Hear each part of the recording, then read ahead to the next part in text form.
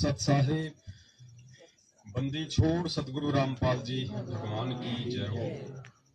परम पिता परमात्मा सारी सृष्टि के रचनहार, कुल मालिक, असंख्य ब्रह्मांडों के स्वामी, तीनों लोकों में प्रवेश करके सबका भरण पोषण करने वाले एकमात्र जगत गुरु संत शिरोमणि सतगुरु रामपाल जी परमेश्वर जी के चरण कमल में हम सभी गुजरात साध संगति में बैठे हुए भाई बहनों का कोटि कोटि दंडवत प्रणाम। और आप सभी लाइव देख रहे भाई बहनों को सत्साहिब। सभी भाई बहनों से निवेदन करूंगा, प्रार्थना करूंगा, सत्संग ही होता है। चाहे हम परमेश्वर जी के मुख कमल से सुने या चाहे हम भाई बहन आपस में बैठ के परमेश्वर के द्वारा सुनाए गए उन वचनों का रिवीजन करें। सत्संग ही होता है। ये मिनी सत्संग है, वो परमेश्वर का सत्संग है। जहां पे सच्चाई होती है, जहां पे सच कहा जाता है, उसी को गुरुदेव ने सत्संग बताया है। और सत्संग के बीच में यदि कोई इधर उधर की बातें करता है, किसी प्रकार से यदि विघ्न डालने का प्रयास होता है, तो वो आत्मा उस परमेश्वर की नजरों में दोषी होती है। तो कोई भी भाई बहन फिजूल की बातें ना करें, प्यार से बैठ के परमात्मा की महिमा सुने और अपने आत्मिक उत्थान की ओर हम आगे बढ़े। सबसे पहले हम अपनी महिमा के गुणगान के लिए ये अनमोल समय दिया। बिना उस परमेश्वर की मेहर के, उनकी दया के ये समय मिलना लगभग नामुमकिन है। धन्यवाद करते हैं। आज परमपिता परमेश्वर जी ने गुजरात साध संगति के माध्यम से जिस विशेष संदेश के लिए आप और हमारे को निमित्त बनाया है, वो संदेश आत्मिक उत्थान को लेके है। और आज इस विषय पर चर्चा, इसलिए आप और हमने अपने आत्मिक उत्थान के लिए आगे बढ़ना है।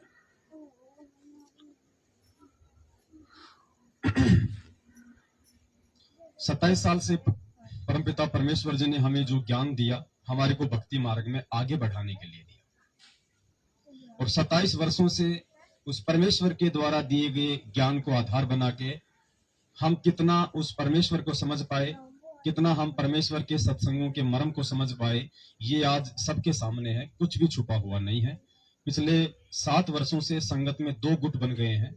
एक गुट जिसे सतलोक आश्रम मैनेजमेंट हरियाणा के नाम से जाना जाता है, दूसरा गुट आप और हमारा है जिसको सत्सेवकों के नाम से जाना जाता है। परमेश्वर ने ज्ञान देके हम सबके बुद्धि और विवेक की परीक्षा ली है, और इसी का यह नतीजा है कि जो परमेश्वर के जो विवेकी हंस हैं, जो परमेश्वर की ज्ञानी आत्माएं हैं, जो परमेश्वर के मोक्ष के अधिकारी बच्चे हैं, वे परमेश्वर के ज्ञान को आधार बना के उनके प्रत्येक वचन की पालना करते हुए आज अपने सामाजिक और व्यावहारिक जीवन को जीते हुए निरंतर अध्यात्म में आगे बढ़ रहे हैं। और ये उस मालिक की रजा और मेहर के बिना बिल्कुल भी संभव नहीं है। भगत तो हमें बना दिया गुरुदेव ने, लेकिन हमने विचार करना है, क्या वास्तव में हम भगत हैं? क्या हमारे अंदर भगत के वो गुण, वो लक्षण आ गए हैं जिससे कि हम अपने आप को भगत कह सकें? और भगत के बाद तो फिर दास का नंबर आता है। और परमात्मा कहते हैं कि दासा तन नेड़े नहीं और नाम धरावे दास, पानी के पिए बिना कैसे बुझेगी प्यास। हम अपने आप को दास तो कह देते हैं कि मैं पवन दास, मैं फलाना दास, लेकिन क्या हम दास हैं? क्योंकि दास तो एक बहुत ही उच्च कोटि की उपाधि है। दास से पहले तो हमने पहले इंसान बनना पड़ेगा, इंसान के बाद हमारे को भगत बनना पड़ेगा।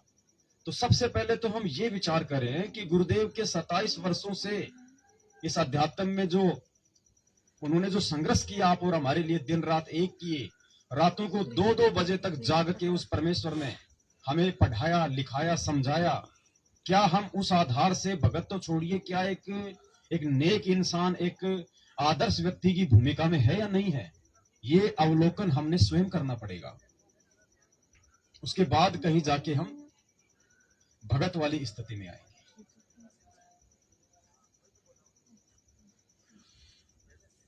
सत्संग परमात्मा ने आप और हमारे लिए किए हैं, ताकि गुरुदेव के द्वारा किए गए सत्संग को आधार बना के गुरुदेव ने जो मर्यादा बताई है, जो गुण बताए हैं, जो लक्षण बताए हैं, उनको हम अपने जीवन में जो है लागू करें, ताकि हम उस परमात्मा को प्यारे हों, हम गुरुदेव को अच्छे लगे, हमारे आचार विचार व्यवहार बोलचाल सोच, उठना बैठना देखना बोलना, इन सब बातों का हमारे आड़ोस पड़ोस से लेके हमारे रिश्तेदार या हमारे जो भी व्यापार धंधे में जो हमारे कलीग हैं, क्या उनके ऊपर हमारा कोई असर है? क्या उनको ये प्रेरणा होती है हमारे को देख के कि यार हमने भी इसके जैसा बनना चाहिए?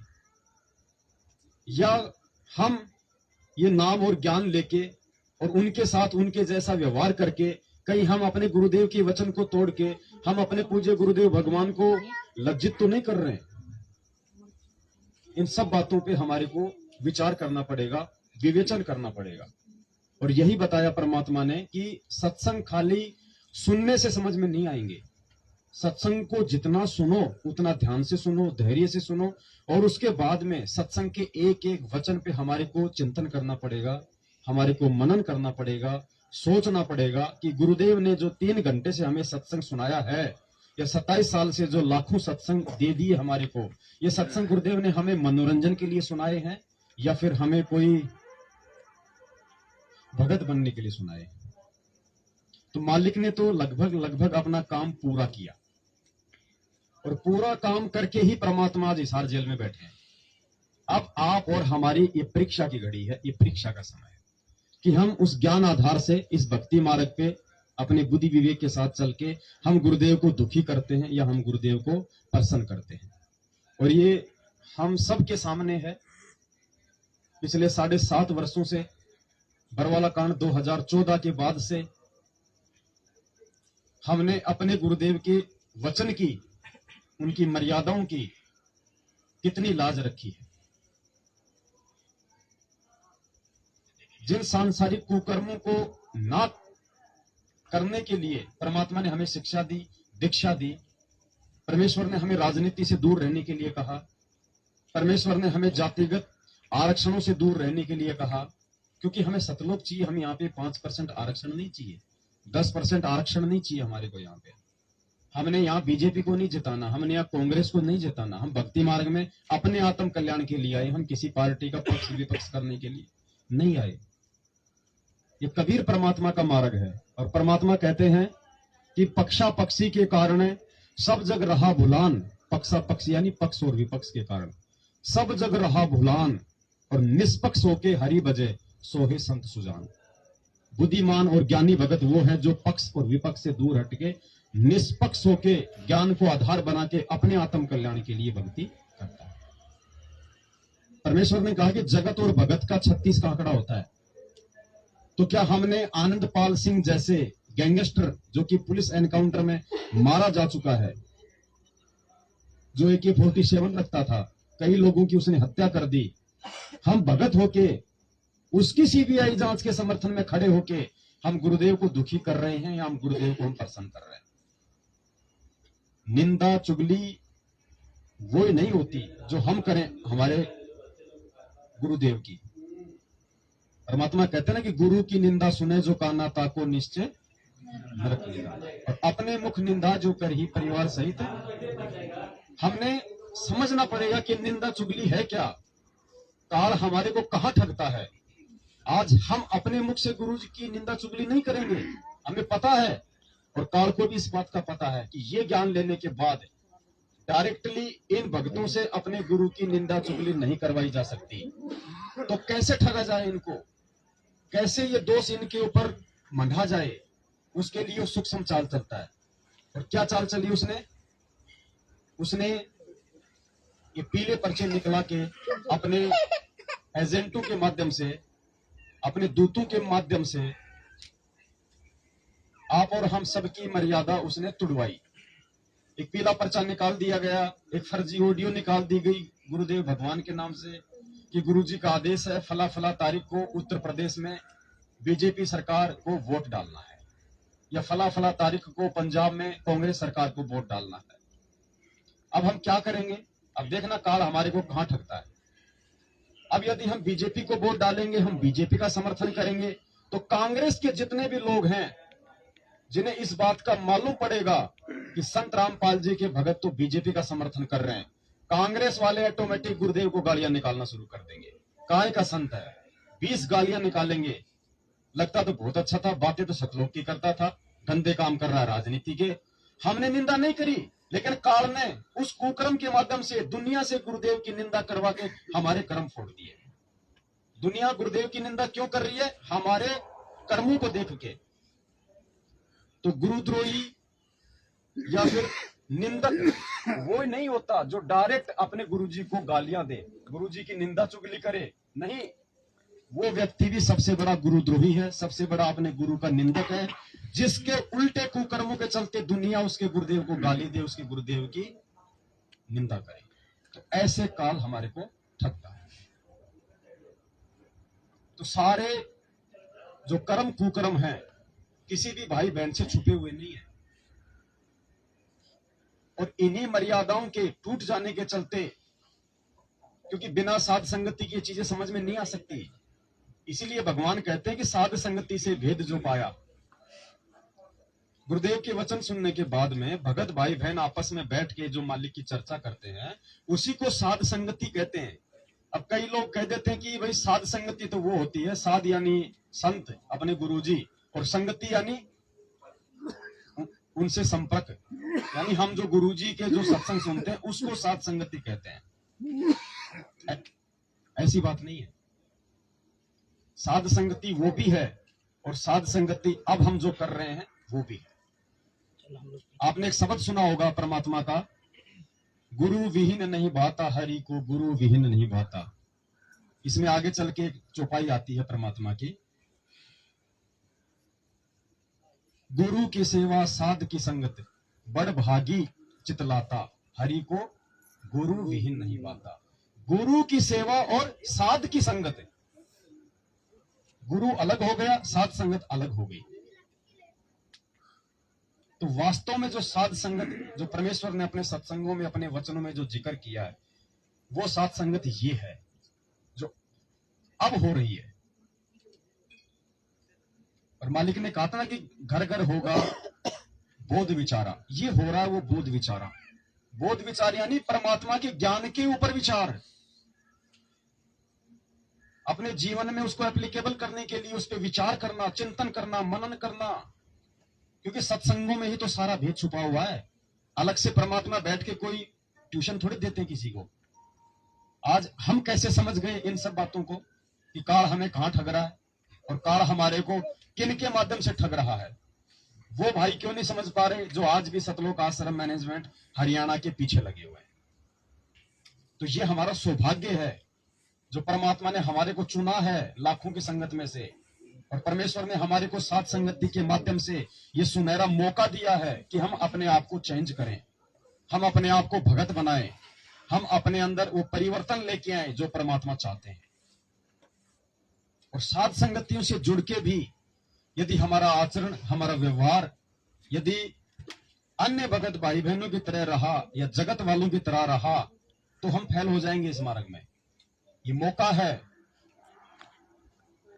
तो आज हम उसी टॉपिक पे गुरुदेव के आशीर्वाद से लाइव आ रहे हैं, और दास विनती करेगा सभी भाई बहनों से, 3-4 परमात्मा के 5-5 मिनट के या 10-10 मिनट के अनमोल सत्संग है, जिनको हमने बहुत बार सुना है, लेकिन उनमें शिक्षा क्या है उसको हम नहीं जान पा रहे थे, हम नहीं पहचान पा रहे थे। आज गुरुदेव के उन सत्संगों को आधार बना के हमने वो निष्कर्ष निकालना है कि परमात्मा ने इस सत्संग में हमारे लिए क्या खजाना छुपा रखा है।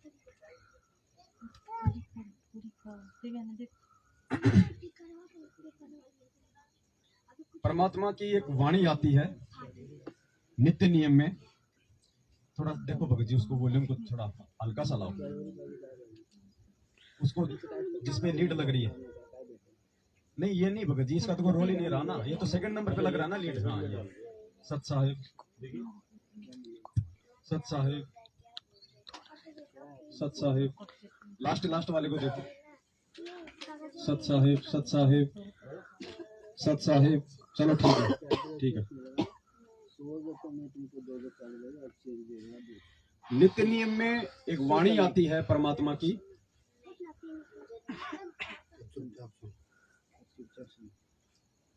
गरीब निंदा बिंदा छोड़ दे, संतन स्यों कर प्रीत। नित्य नियम में प्रत्येक वाणी एक गहरा संदेश लेके बैठी हुई है। और बार बार गुरुदेव ये भी तो कहते हैं कि बच्चों खाली तुमने इसकी रेलगाड़ी नहीं बनानी है,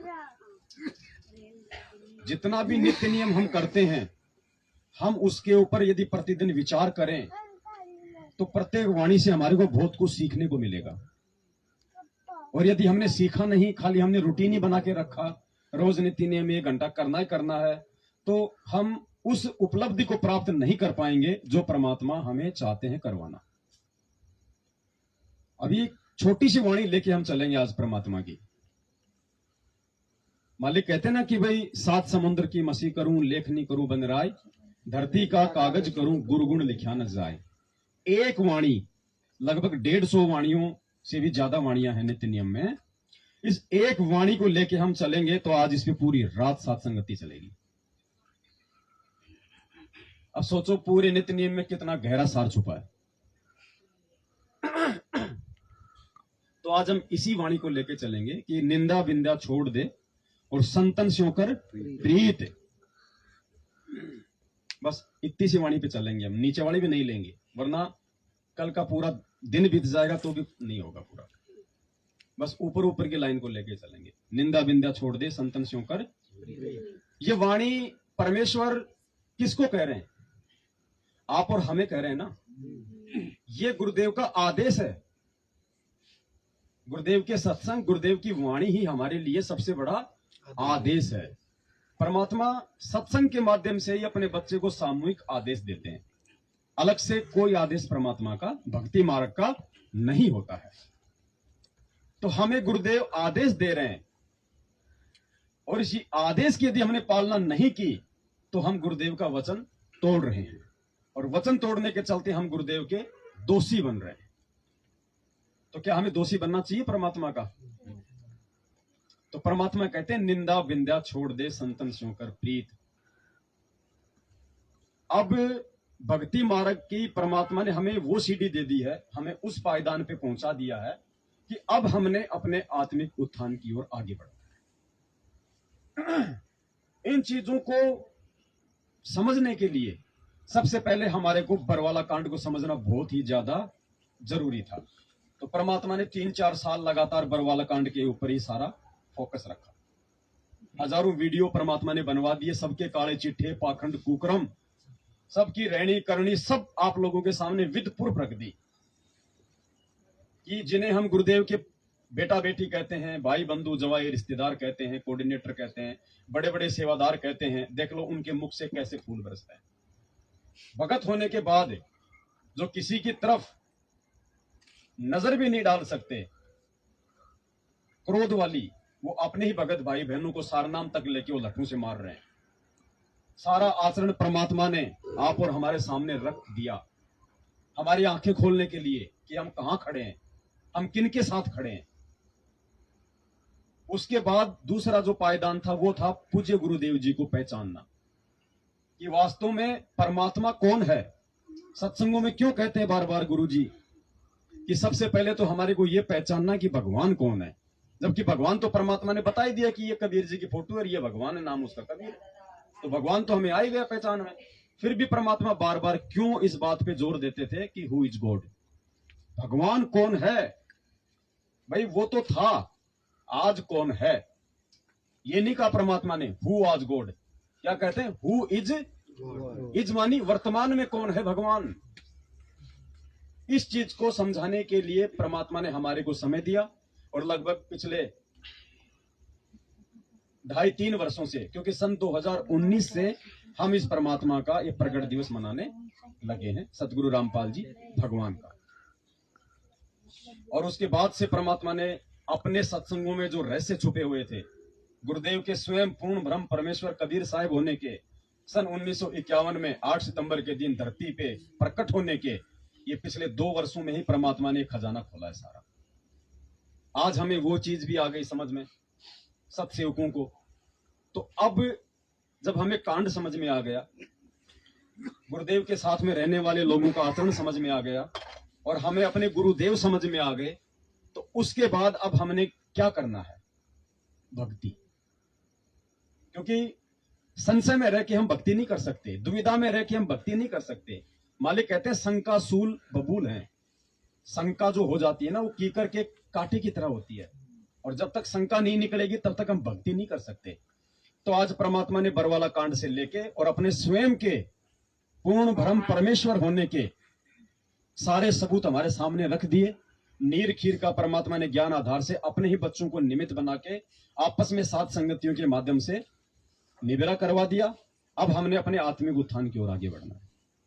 अब हमने ना ही तो बरवाला कांड को लेके कोई चर्चा करनी है, जिसने सुनना है, जिसने जानना है, उनको आप बोल दो भैया यूट्यूब पे जाओ, फेसबुक पे जाओ और शंका समाधान विद पवन दास नाम से सर्च करो। हजारों वीडियो पड़े हैं, आपको जो जानना आप देख लो।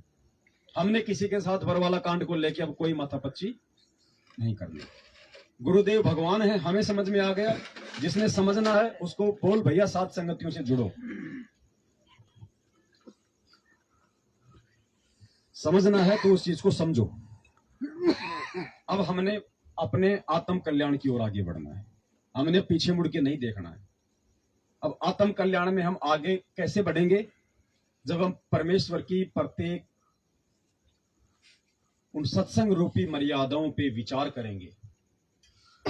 अभी हमने केवल सत्संग सुने हैं, अभी हमने परमात्मा के सत्संगों पे चलना नहीं सीखा है, और जब तक हम नहीं चलेंगे कहीं ना कहीं फिर हम धोखा खा जाएंगे। तो आज का जो टॉपिक है वो है निंदा और बिंदा को लेकर। निंदा बिंदा हम सब जानते हैं, परमात्मा ने अच्छे से समझा रखा है।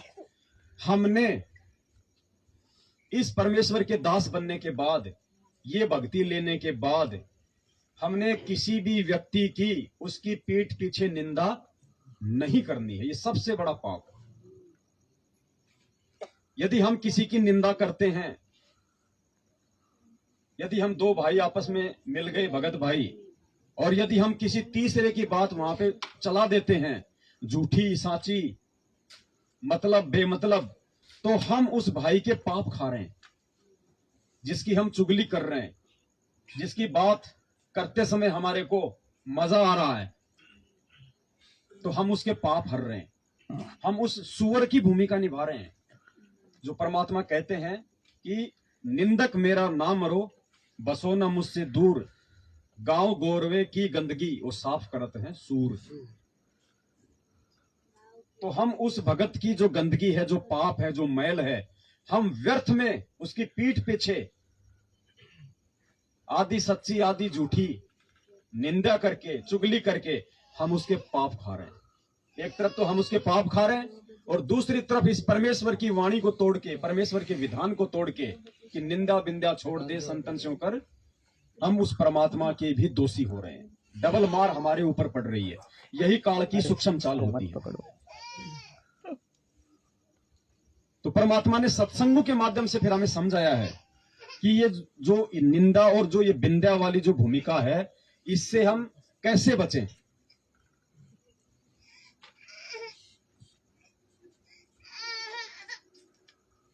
सबसे पहले परमात्मा ने हमें जो भगत जयदेव जी की जो कथा सुनाई है, आज हमने उस कथा से ये निष्कर्ष निकालना है, हमने ये शिक्षा लेनी है कि परमात्मा ने कितना बड़ा संदेश, कितना बड़ा सार आप और हमारे आत्मिक उत्थान के लिए बरसों पहले इन सत्संगों में डाल दिया था। लेकिन समय आने पे ही परमात्मा उन चीजों को उजागर करते हैं या अपने भक्तों से करवाते हैं। तो आज हमने सबसे पहले भगत जय गुरुदेव जी की कहानी सुननी है। परमात्मा का यह अनमोल सत्संग लगभग ये 10 मिनट का है, और जब तक हम एक एक मालिक के वचन के ऊपर गौर नहीं करेंगे, अब देखो ये किसी एक व्यक्ति की जिम्मेदारी नहीं है कि वो आपको गुरुदेव के सत्संगों का सार निकाल निकाल के दे। हमने अब किसी के ऊपर आश्रित नहीं रहना है। हमने अब उस परमात्मा से उनके सत्संगों को समझने की सद्बुद्धि मांगनी है। हमने परमात्मा से प्रार्थना करनी है, ज्ञान योग की हमने प्रार्थना करनी है। और अब हमारा ज्ञान योग खुलेगा, सबका खुलेगा। क्यों? क्योंकि अब खुद भक्ति बोध हाथ में लेके आरती करते हैं और नित्य नियम में एक जगह हम परमात्मा से यही प्रार्थना करते हैं, गरीब उत्तम कुल करतार दो, द्वादश भूषण अंग, उसमें आ जाता है ज्ञान योग वाला। तो अब हम जब खुद भगवान के सामने खड़े होके मांग करेंगे तो परमात्मा फिर कहते हैं, मालिक की फिर वाणी है कि गुरु समान दाता नहीं और शिष्य याचक समान, तीन लोक की संपदा सो गुरु दीनी दान। मांगेंगे तभी तो भगवान देगा हमें। आज से पहले तो भगवान हमारे से मांग रहा था, हमने तो मांगी नहीं कभी। आज हम जब सही तरीके से आरतियां करेंगे, भगवान से मांगेंगे झोली फैला के, तो भगवान हमें वो भीख देगा, ज्ञान योग की भी देगा, सद्बुद्धि की भी देगा। तो अब हमें ये चीजें समझ में आएंगी कि परमेश्वर ने जय गुरुदेव की जो कथा सन 1994 से लेके सन 2014 तक सैकड़ों बार हमें सुनाई है, लेकिन उसके अंदर कितना बड़ा सार छुपा रखा था परमात्मा ने। तो भगत जय गुरुदेव की ये कथा जो हम सुनेंगे, इस कथा से यही निष्कर्ष निकलेगा कि एक भगत में क्या गुण होने चाहिए। और जय गुरुदेव तो कोई भगत भी नहीं था, जय गुरुदेव का तो जो गुरु था वो कोई तत्वदर्शी भी नहीं था। जय गुरुदेव को ये ज्ञान भी, उसको जय देव जी को ये ज्ञान भी नहीं था जो आज आप और हमारे को है। उसके बावजूद भी जय गुरुदेव ने कैसे एक भगत होने का उदाहरण पेश किया, ये आप और हमारे लिए एक मिसाल है। हमने तो जय गुरुदेव जी से भी 2 कदम आगे होना चाहिए आज, लेकिन क्या हम जय गुरुदेव जी के नाखून के बराबर हैं? हमारे को शर्म आनी चाहिए कि परमेश्वर हम कहां खड़े हैं, समर्थ की शरण में। जिस भगवान की एक झलक पाने के लिए ऋषि मुनियों ने हजारों साल तपस्या करके अपना शरीर बर्बाद कर दिया, और भगवान ने जिनको एक अपनी झलक तक नहीं दी, और वो भगवान आज हमारे सामने हमारा जैसा बन के खड़ा हो गया, और उसके बाद हम कहां खड़े। तो अब हम मालिक के आशीर्वाद से जय गुरुदेव जी की कथा सुनेंगे, और दास थोड़ा सा आपको मौखिक बता देता है ताकि फिर आपको समझ में आएगी ये कथा, वैसे नहीं समझ में आएगी। आप लोगों ने सुनी है जयदेव जी की कथा, काफी भाइयों ने सुनी होगी। जयदेव जी अपने घर से निकल लेते हैं और वो किसी राजा के बाग में चले जाते हैं। वो साधु वेशभूषा में थे। राजा रानियां लोग पहले बहुत ज्यादा धार्मिक हुआ करते थे, तो गुरुदेव ने बताया कि राजा और रानी को जैसे मालूम पड़ा कि बाग में कोई साधु आया है, नंगे पैर दौड़ लिए साधु दर्शन के लिए। क्यों? क्योंकि परमात्मा कहते हैं साधु दर्शन राम का, मुख पे बसे सुहाग, और दर्श उन्हीं को होते हैं जिनके पूर्ण।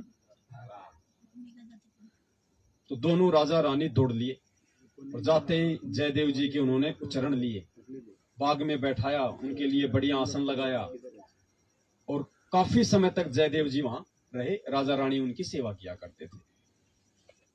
एक समय पे गुरुदेव ने बताया कि जय गुरुदेव ने कहा कि जी मैं अपने बाल बच्चों से मिलके आता हूं।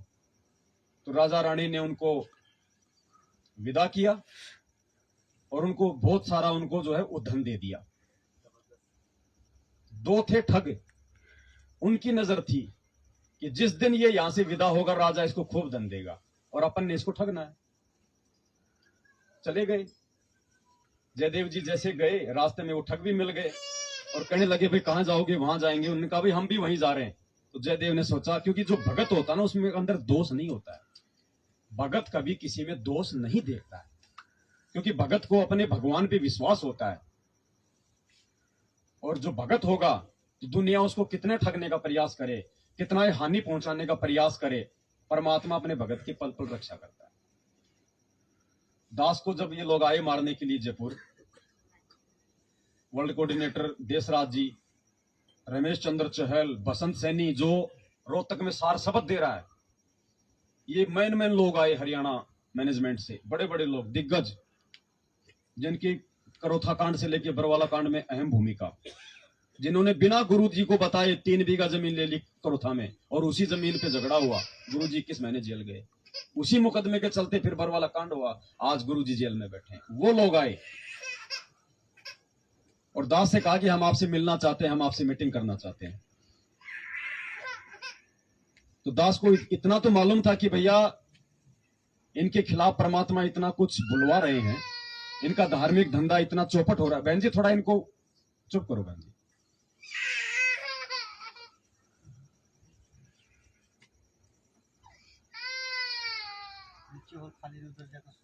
उधर सो जाओ बहन जी, नीचे ले जाओ आप इनको, कोई दिक्कत होती है ये सो जाए तो फिर आप जी आ जाना ऊपर।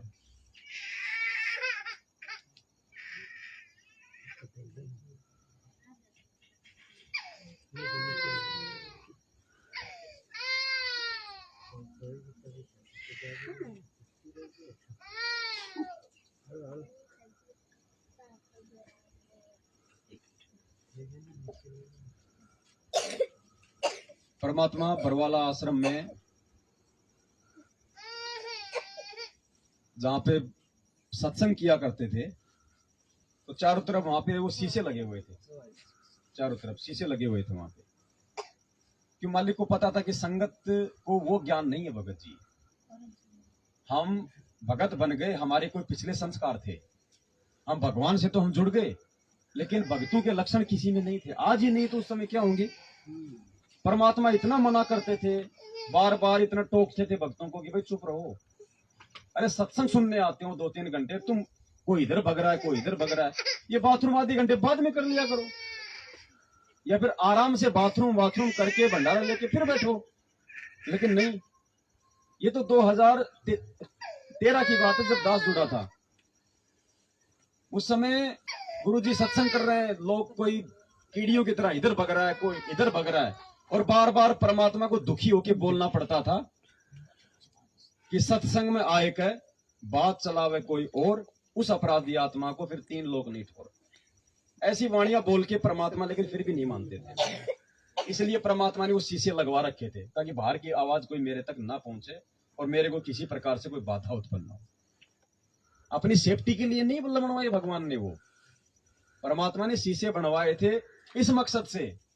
और जिन लोगों ने भगवान को नहीं पहचाना उन्होंने शीशे लगा दिए बुलेट प्रूफ कि बाहर से कोई गोली ना मार दे। और उल्टा 2 बंदूकधारी और खड़े होते थे, आप लोगों में से पता नहीं कितने थे वहां पे। पहले बात तो जहां भगवान सत्संग कर रहा है चारों तरफ उसके बुलेट प्रूफ शीशे, और फिर एक उधर खड़ा एक उधर खड़ा, और जो बेचारी जो मैली कुचली संगत थी हमारे जैसी, उनकी तरफ वो बंदूक लेके यूं खड़े रहते थे। पता नहीं कौन निकाल दे गुरु जी की तरफ फेंक दे परमाणु बम। तो इनको इतना विश्वास था गुरु जी पे, बस मानुष समझ रहे थे, मानुष भी नहीं समझ रहे भगत जी। मानुष भी समझ लेते तो मानुष के साथ में धोखा नहीं करता।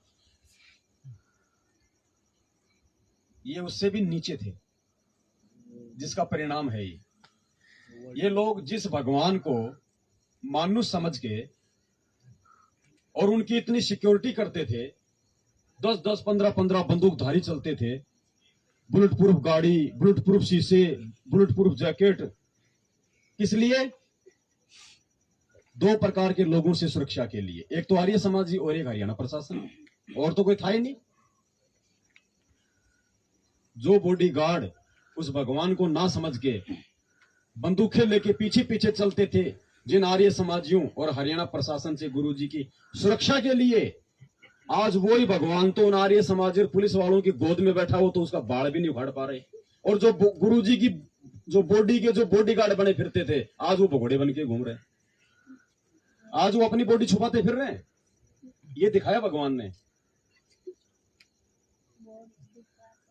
तो जयदेव जी के साथ में वो ठग हो लिए साथ में, और आगे चल के मालिक ने हमें बताया, सबको पता है। वो बोले जी हम प्यास लगी है पानी पिएंगे, तो जयदेव जैसे ही पानी निकालने लगा अपनी वो दान दक्षिणा वाली गठरी साइड में रख के, उन दोनों ठगों ने उसको पहले तो काटे उसके हाथ, और हाथ काट के दोनों उसको कुएं में धक्का मार दिया। वो बेचारा लहूलुहान होया, चिल्लाया, चीखा। उधर से कोई बंजारे जा रहे थे, उन्होंने सोचा भाई चलो कुएं आया, कुछ जलपान करते हैं। तो जैसे ही वो कुएं के अंदर उन्हें बाल्टी डाली और ऊपर खींचनी चाहिए, तो जयदेव ने उस बाल्टी को पकड़ लिया। तो उन्होंने फिर देखा, फिर नीचे से आवाज आई, तो उन्होंने देखा भाई तो कोई आदमी है। उसको बाहर निकाला, बाहर निकाल के उन्होंने कोई उसकी वो जड़ी बूटी वगैरह अपनी लगा लोगों के, और उसको कहा भाई ये क्या हो गया आपके साथ में। अब हमें विचार करना पड़ेगा। अब मैंने इन कथाओं पे, कथा हमारे मनोरंजन के लिए नहीं सुनाते गुरुदेव, हर एक कथा में हमारे लिए क्या संदेश है। उन बंजारों ने पूछा सबसे पहले तो कि भाई ये क्या हो गया, ये किसने कर दिया।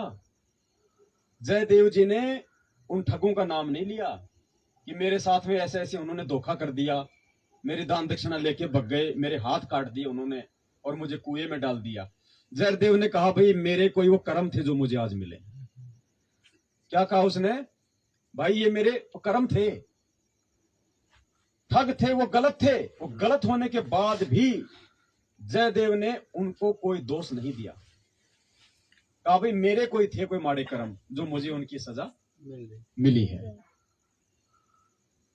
जयदेव जी वापस आ जाते हैं गांव जाने के बजाय उसी रानी के बाग में। और जैसे मालूम पड़ा कि साहब जयदेव जी आ गए, जयदेव जी आ गए, और साहब उनके तो हाथ कटे हुए, राजा रानी दौड़ के आए। क्या हुआ महाराज, किसने किया महाराज, क्या हुआ, नाम बताओ एक बार, पूरे परिवार को फांसी तोड़ दूंगा। जयदेव जी ने कहा नहीं भाई किसी का कोई दोष नहीं है, मेरे ही माड़े कर्म थे जो मुझे। और जयदेव जी वापस अपनी वहां पे भक्ति करने लग गए। लगभग गुरुदेव ने कहा कि 2-3 अकाल पड़ गए। वो ठगों ने जो ठगा था वो पैसा सारा समाप्त हो गया।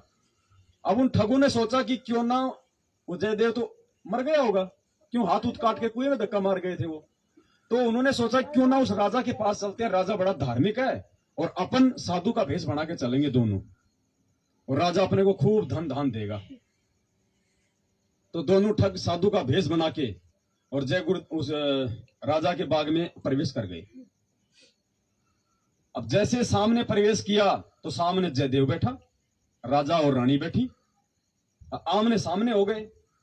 अब ठगों ने सोचा कि अगर वापस गए तो मरे, और जाएंगे तो जयदेव बताएगा साहब ये हो जिन्होंने हमारे साथ में ये किया था, आज तुम्हारा मरना तय है। बोले मर तो गए अब क्या करें। तो दोनों ठग आगे की तरफ बढ़े। बढ़ने के बाद में उनके रामा श्यामा हुई। तो जयदेव उनको जान गया था। गुरुजी ने कहा कि जयदेव उनको जान गया था, उनको पहचान गया था, लेकिन जयदेव ने उनको ना पहचानने की नौटंकी करी कि कहीं इनको राजा सजा ना दे दे। देखो पुण्यात्मा कितनी बड़ी बात है, हम सहन कर सकते हैं क्या? हम तो सामने से सजा दिलवाने के लिए तैयार हो जाएं आज, ये ज्ञान लेने के बाद। और परमात्मा ने कहा कि जयदेव ने उनको अनदेखा कर दिया। आओ महात्मा जी, हो बहुत अच्छे साधु लग रहे हो, कहां से आए हो? राजा जी इनके चरण लो, महात्मा आए हैं। जबकि उसको पता था कि ये वो ही ठग है। जयदेव ने ना तो उन बंजारों के आगे पीठ पीछे उनकी निंदा करी, और जयदेव ने ना ही राजा के सामने और उन ठगों की वहां पे कोई निंदा चुगली करी। और उसके बाद क्या हुआ परमात्मा ने बताया। उन ठगों ने सोचा कि ये भूल गया, 3-4 साल बाद पुरानी हो गई, और आप तो फिर से इसको ठगेंगे। तो फिर से 1.5 साल बाद में वो तीनों वैसे ही राजा से विदा होके वापस जाने लगे। 2 तो ठग और साथ में 2 जो है राजा ने सिपाही भेज दी। और जयदेव ने कहा कि महाराज ये साधु अपने घर को जा रहे हैं, इनको दान दक्षिणा दो, इनको विदा करो। तो राजा ने खूब उनको दान दक्षिणा दी, और दोनों आराम से, कोई बात नहीं, दोनों ठगों को दान दक्षिणा देके उनको अपने महल से उनको प्रस्थान किया।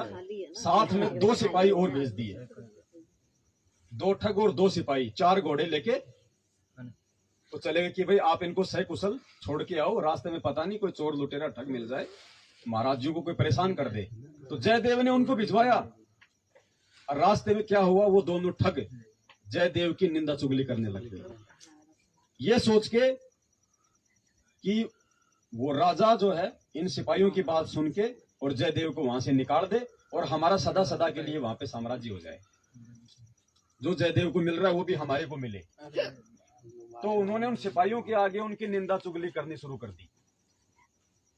उन सिपाहियों से कहा कि तुम इस जयदेव को जानते नहीं हो, हम तो इसके गांव के आसपास के हैं, ये बहुत नीच आदमी है। और ऐसे ऐसे ये वहां था और इसने उसकी पत्नी पे ऐसी बुरी नजर डाल दी जिस कारण से इसको वहां से निकाला हुआ है, ताकि वो सिपाही जाके राजा के साथ में चुगली करे और उसको वहां से निकाला जाए। गुरुदेव ने कहा कि जैसे ही उन ठगों ने जयदेव की निंदा चुगली की, अब देखना यहाँ पे निंदा चुगली, निंदा बिंदा छोड़ दे संतन शोकर प्रीत, उन ठगों ने जैसे ही जयदेव की उन सिपाहियों के आगे व्यर्थ की, बेमतलब की निंदा चुगली की, गुरुदेव ने क्या बताया, ऊपर से 2 सिलाई 2 पत्थर भारी भारी और उन दोनों ठगों के ऊपर गिरे और उनकी चटनी बन गई उनकी। वो सिपाही वापस आए राजा के पास में, उन्होंने सारी बात बताई कि महाराज ऐसे ऐसे वो महात्मा जी की निंदा कर रहे थे, हम तो आपको बोल भी नहीं सकते, इतना भुंडा बोला उन्होंने, गंदा बोला। और उधर जयदेव ये बात देख के रो रहा है, उसके साथ इतना बुरा हुआ, उसके दोनों हाथ काट दिए गए, उसके बावजूद भी जयदेव रोने लगा। और राजा ने कहा कि महाराज आप उन दुष्टों के लिए क्यों रो रहे हो? बोल भाई उनको दुष्ट मत करो, उनके कर्म उनके साथ, लेकिन मेरे साथ इतने दिन रहे, प्यार प्रेम से रहे, मेरे भाई थे, मुझे उनकी बड़ी याद आती है। इस बात को सोच के जयदेव रोने लग गया। और परमात्मा ने क्या कहा कि रोते रोते उनके जो टुंडे हाथ थे उससे वो आंसू पोंछने लगा, तो परमात्मा ने उसी समय उसके दोनों हाथ पूरे कर दिए। पाल जी भगवान की जय हो। क्यों किए? अब यही शिक्षा है, क्योंकि जय गुरुदेव अपनी नेक नीति पे रहा, अपने ईमान पे रहा, अपने गुरुदेव की शिक्षाओं पे रहा कि जो तोकू काटा बोवे ताको बोतू फूल, तोए फूल के फूल हैं वाको है त्रिशूल, कबीरा आप ठगाइए और न ठगिए कोई, आप ठगाए सुख होता है और ठगे दुख होता। ये कथा जयदेव ने नहीं, आप और हमने अपने ऊपर लागू करनी है। आज जयदेव की परीक्षा हुई, परमात्मा ने कितने साल उसकी परीक्षा ली? कई साल, 8-10 साल उसकी परीक्षा ली। और 8-10 साल के बाद वो जब वो परीक्षा में सफल हुआ, तब जाके उसके हाथ परमात्मा ने पूरी की। सोचो जयदेव के मन में अगर दोष आ जाता, अगर जयदेव अगर उन बंजारों के सामने जिनको कोई लेना देना नहीं था, अगर उन ठगों की निंदा कर देता, यदि राजा के सामने उनकी पहचान करके उनको सजा दिलवा देता, तो क्या जयदेव के हाथ पूरे हो सकते थे? तो पुण्यात्माओं, अब ये कहानी सुनो परमात्मा की, अब समझ में आएगी हमारे को कि ये कहानी परमात्मा ने हमारे को सैकड़ों बार मनोरंजन के लिए सुनाई है या आज आप और हमारे को अपने जीवन में एप्लीकेबल करने के लिए सुनाई है।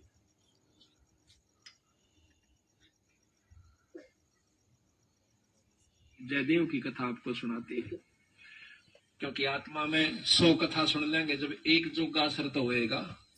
कभी तो आत्मा देखो, हमें जाते हैं पहलवाना ने जब खाड़े में घुड़ते हुए देखे हैं ना, हमारे गांव में हुआ करता है खाड़ा, अभी होता है 6 महीने, वहां पर कुश्ती हो से हम जाते ना देखने, छोटे छोटे, उन पहलवाना ने ठाठा पटक दे दूसरे ने, और वो फिर उन्होंने ठाती दुनिया उनकी जय बोल दी।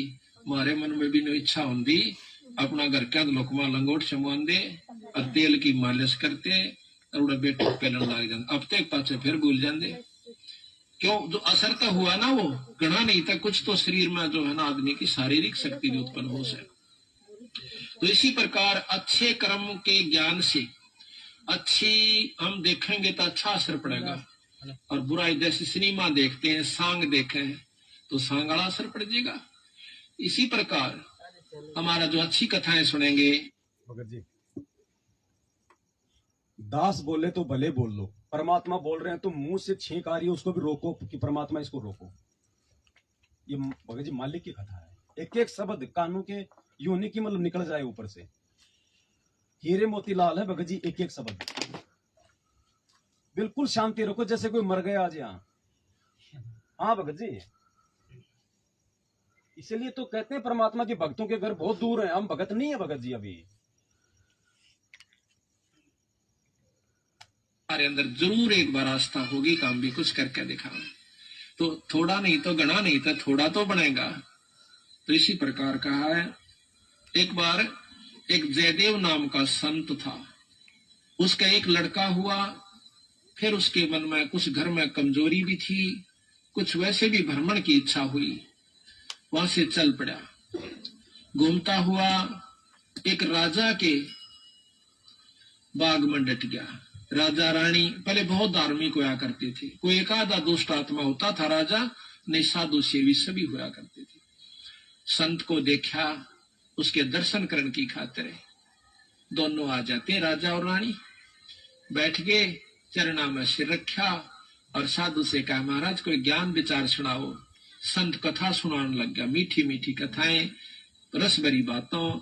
उनको सुनकर और राजा रानी का बहुत पसंद आया, हाथ जोड़ लिए, ये स्वामी हम आपके सेवक, आप हमारे मालिक, इस बाग में रहो महाराज। उन्हें सोचा भी चल हमने तो भोजन चाहिए और आप हमारी बात सुन लीजिए, हम अपना भजन करते रहेंगे। कहते हैं साल भर वहां पर जयदेव रहा। फिर कहा कि महाराज मैं एक बार घर होया हूं। राजा बोला महाराज जल्दी आइयो, अब जल्दी आएंगे। के ले जाओ, धन दे दिया काफी, और धन दे दिया, मोर सरफी जोड़े मंगा ली। और दो ठग वहां पर देखे थे कि यू किद चल रहे थे, ठगा का तो यू काम हो सक चलेगा जब राजा इसको धन देगा। अब वो ठग भी साधु का रूप बना के पहले तैयार बैठे थे। पता लग गया था कि परसों इसने जाना है, परसों तैयार होकर राह में खड़े हो गए। बैठे तो रास्ते में वो जान लग रहा जयदेव से बोले कि महाराज कहाँ चले, कि उस गांव में जाएंगे। कि हम भी उसी गांव में के आसपास दूसरे गांव का नाम ले दिया, उससे पहले कोई आवा था। वो बोला भी ठीक से आप तीनों चलेंगे। हाँ जी बहुत अच्छी बात से, एक ते दो मिले, दो से तीन, जंगल का काम से कदे कोई ठग ना ले। जयदेव बड़ा प्रसन्न हुआ कि परमात्मा यह भी कृपा कर दी कि रास्ते में हमारा बोल बतला करके समय पास हो जाएगा और रास्ता तय हो जाएगा। वो ठग रास्ते में जा रहे थे, वो तो गए इस काम की खातिर थे। कहने लगे भाई पानी पिएंगे जयदेव, नाम आपस में पूछ ही लेते हैं। हाँ पानी पी लो मैं निकालूंगा पानी। हाँ निकाल पानी। हाँ उससे पहले कहने लगा भाई, हाँ वो पानी निकालने लग गया तो उन्होंने गठड़ी ठा ली एक में। एक जयदेव एकदम स्वभाव तो बहुत देर से बदला आदमी का, भाज का गठड़ी जयदेव ने पकड़ दी। एक नहीं भाई ये तो दक्षिणा है मेरी। उन्हें क्या किया, चिन्ना जपटी करके उस जयदेव के दोनों हाथ काट दिए। वो तो ले रहे थे अर्थ हथियार गिले, और ठाक उस कुएं में पटक दिया। और वह गठड़ी लेकर पैसे लेकर के वो जो थैला था अपना चल पड़े। इतने में कहते बंजारा की वहां पर लाइन, बंजारे आगे पूरी की पूरी डांग आग उतरी। वो पानी लेने की खातिर कुएं में जावस, बाल्टी डाली तो उस नेजू और बाल्टी यानी उस डोल के उसने हाथ फंसा लिए। वो दो तीन जने थे बंजारे, खेचे वो खींचे नहीं।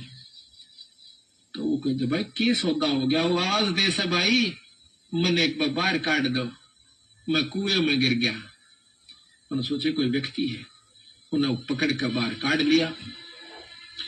बाहर निकाला, उसके हाथ कट रहे और लहू पड़े, खून निकल रहा। तो बोले भाई क्या लाग गया तेरे? ये कर्म लाग गए मेरे। किसने मारा? मुझे नहीं मालूम, कुछ नहीं मुंह से कहा, ना बताया।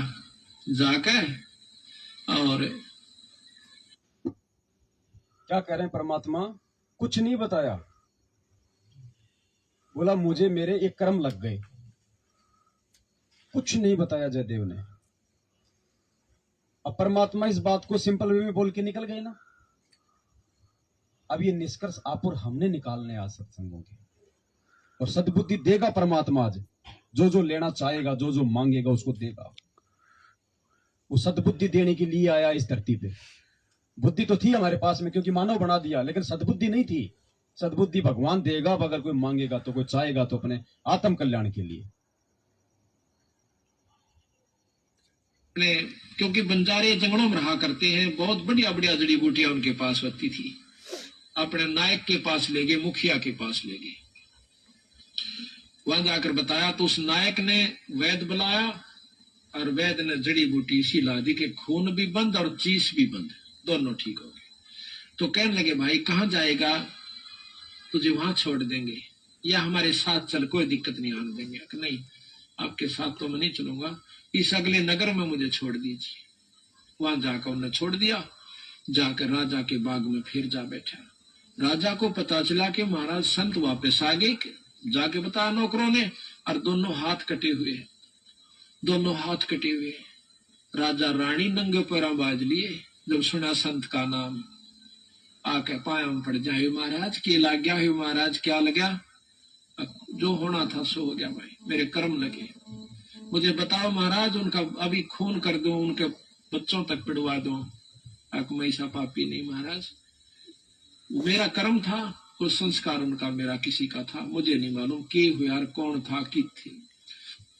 कोई बात नहीं, साल भर हो गया। कहते हैं काफी दिन वो फिर बैठा रहा, गर्द भी होया। 12 वर्ष के बाद वो फिर दोनों ठग फिर आ जाते हैं। 3 अकाल पड़ गए, वो धन ले गए थे, वो खत्म हो गया। उनने सोची उन ठगों ने कि राजा बड़ा धार्मिक है और साधु सेवक है, जयदेव खत्म हो चुका है, अब हम वहीं चलते हैं। अच्छी कथा सी सीख ली 10-20, इन कथा ने कोई पढ़ लिया कि बात से याद हो जाती है। जाकर और बाग में बढ़ गए। आगे जयदेव बैठा, राजा बैठे, सैनिक बैठे। अब उन ठगा ने जब देख लिया ने बाग में सामने ने मुड़ते ही मोड़, और सामने उसका आश्रम बना रखा था, वो बाहर बैठे बगीचे में। अब उल्टे जा तो पेटे, कोई चोर थे उल्टे भागे। अब उन उल्टे ना जाकर आगे चल दिए। वो तो सोचे थे वो होगा ही नहीं।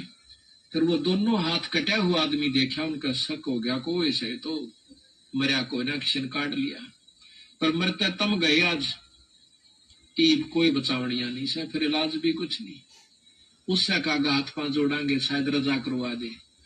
तो जयदेव ने ऐसा कर लिया कि इसने पिछाने को नहीं।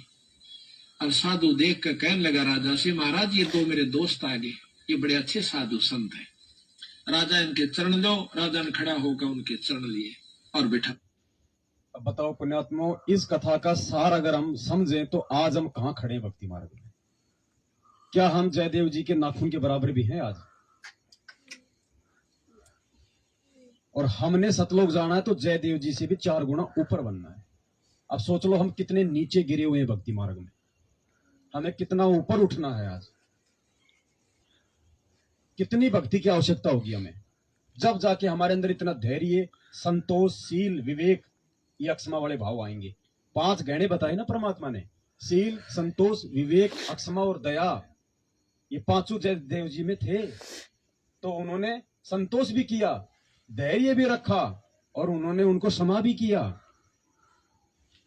और विवेक के बिना ये चीजें नहीं आ सकती।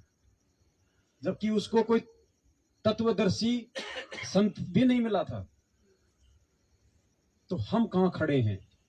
यही है सत्संगों पे चिंतन करना। जी भगत जी, ये ले लो माइक, कोई दिक्कत नहीं, आराम से चर्चा होती रहेगी परमात्मा की बीच बीच में। थोड़ा आगे आगे यहाँ आ जाओ थोड़ा सा। नहीं वो थोड़ा उसमें आप फिर आप जी दिखाई नहीं दोगे ना उधर, वो जो लग रहा है आगे नहीं, वो छोड़ो, नहीं दिखाई सुनने वाले को दिखाई दे, थोड़ा सा इंटरेस्ट रहता है ना। सच साहब, थोड़ा सा जोर से मुंह के पास लेके। सच साहब, तो परमात्मा के, थोड़ा सा बिल्कुल अपने होठों पे लगा के। परमात्मा के ज्ञान आधार से दास को थोड़ा उसमें एक जयदेव की कहानी में, थोड़ा जोर से जयदेव की कहानी में थोड़ा ये तत्व ज्ञान रूप से देखा जाए तो वो दुखी तो हो रहा था, लेकिन वो अंदर से अगर उसको तत्व ज्ञान है तो वो सुखी भी हो रहा था कि भाई जो गए, यानी जो उनकी निंदा चुगली करते थे, तो परमात्मा की वाणी है कि वो उसके पाप खा रहे थे। उस दृष्टि से देखा जाए तो वो रोज ही उनकी कैसे न कैसे निंदा चुगली कर ही रहे थे ना। तो एक प्रकार से उनकी जयदेव की सेवा ही हो रही थी वो तत्व ज्ञान रूप से। आपको क्या लगता है? जयदेव की सेवा ही हो रही थी क्योंकि उसके पाप खा रहे थे, पाप कर्म वो सब खा रहे थे उनके। हाँ, जो यानी वो तो रोज वो तो ठगते तो वही जो काम है वो करेंगे, निंदा चुगली तो हमेशा करते ही होंगे। तो रोज उनकी समझो जो भी पाप पाप भी धुल रहे थे, तो इसके वजह से उनको उसके लिए उनको दुख हुआ होगा कि भाई जो मेरे निंदक थे, निंदकाचे घर असावे शेजारी, निंदक अपने बाजू में रहना मांगता है, ऐसा जो व्याख्या है, जो परमात्मा की वाणी है। तो उस दृष्टिकोण से आपको थोड़ा बोलिए। ये जल बनाया था ये बोतल में।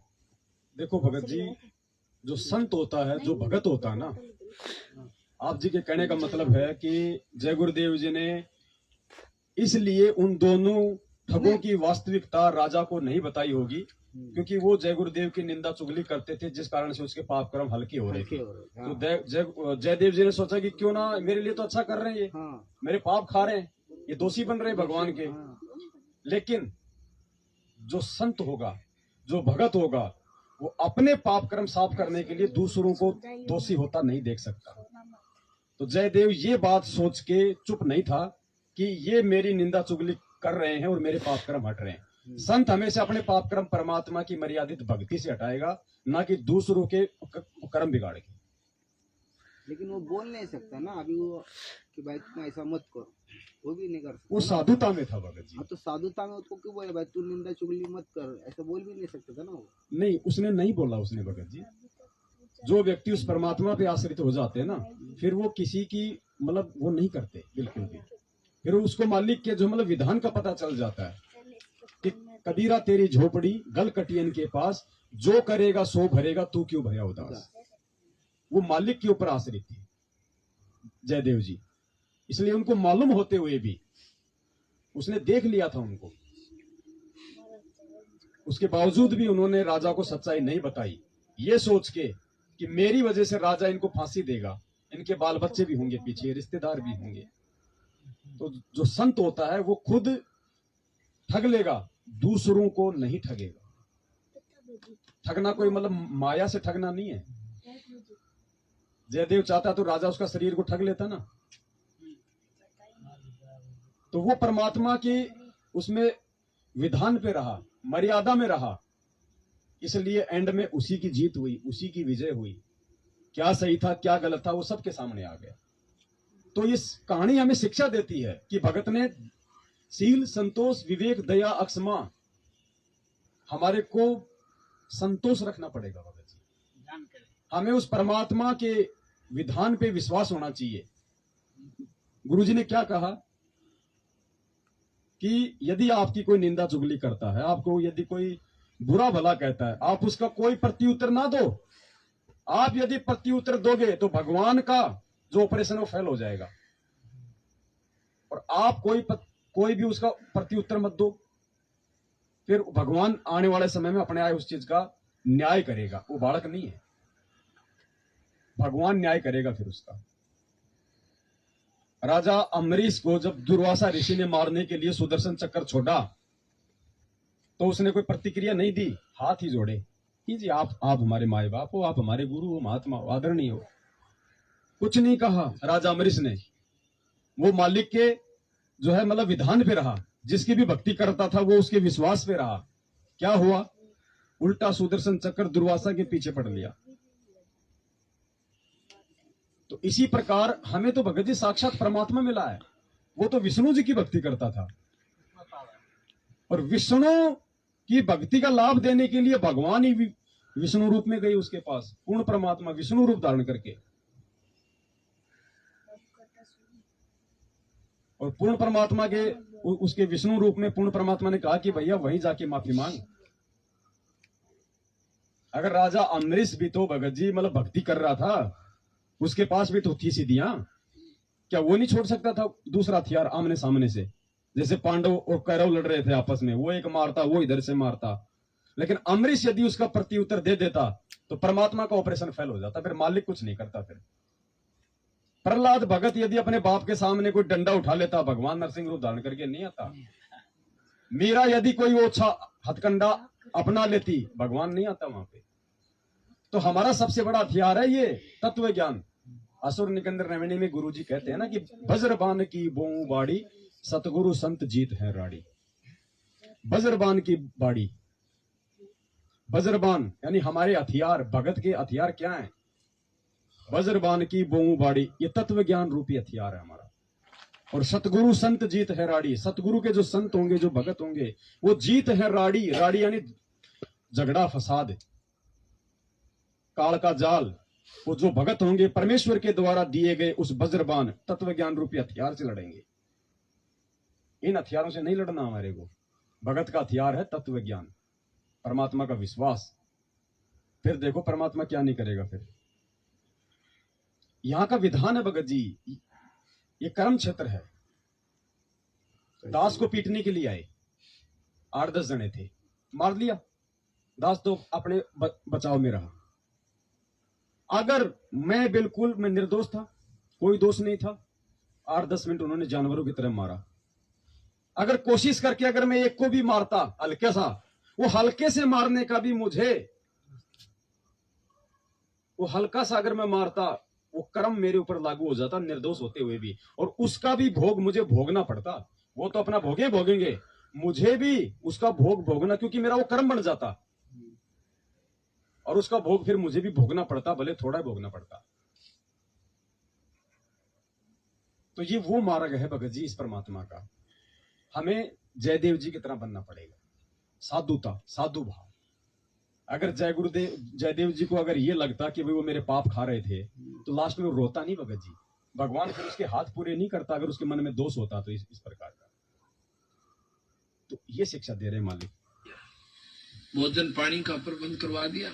उनने सोची पिछाड़ में कोई ना आए। जयदेव ने मुझे पिछाड़ा नहीं हमने, क्योंकि थोड़ी देर का संग था।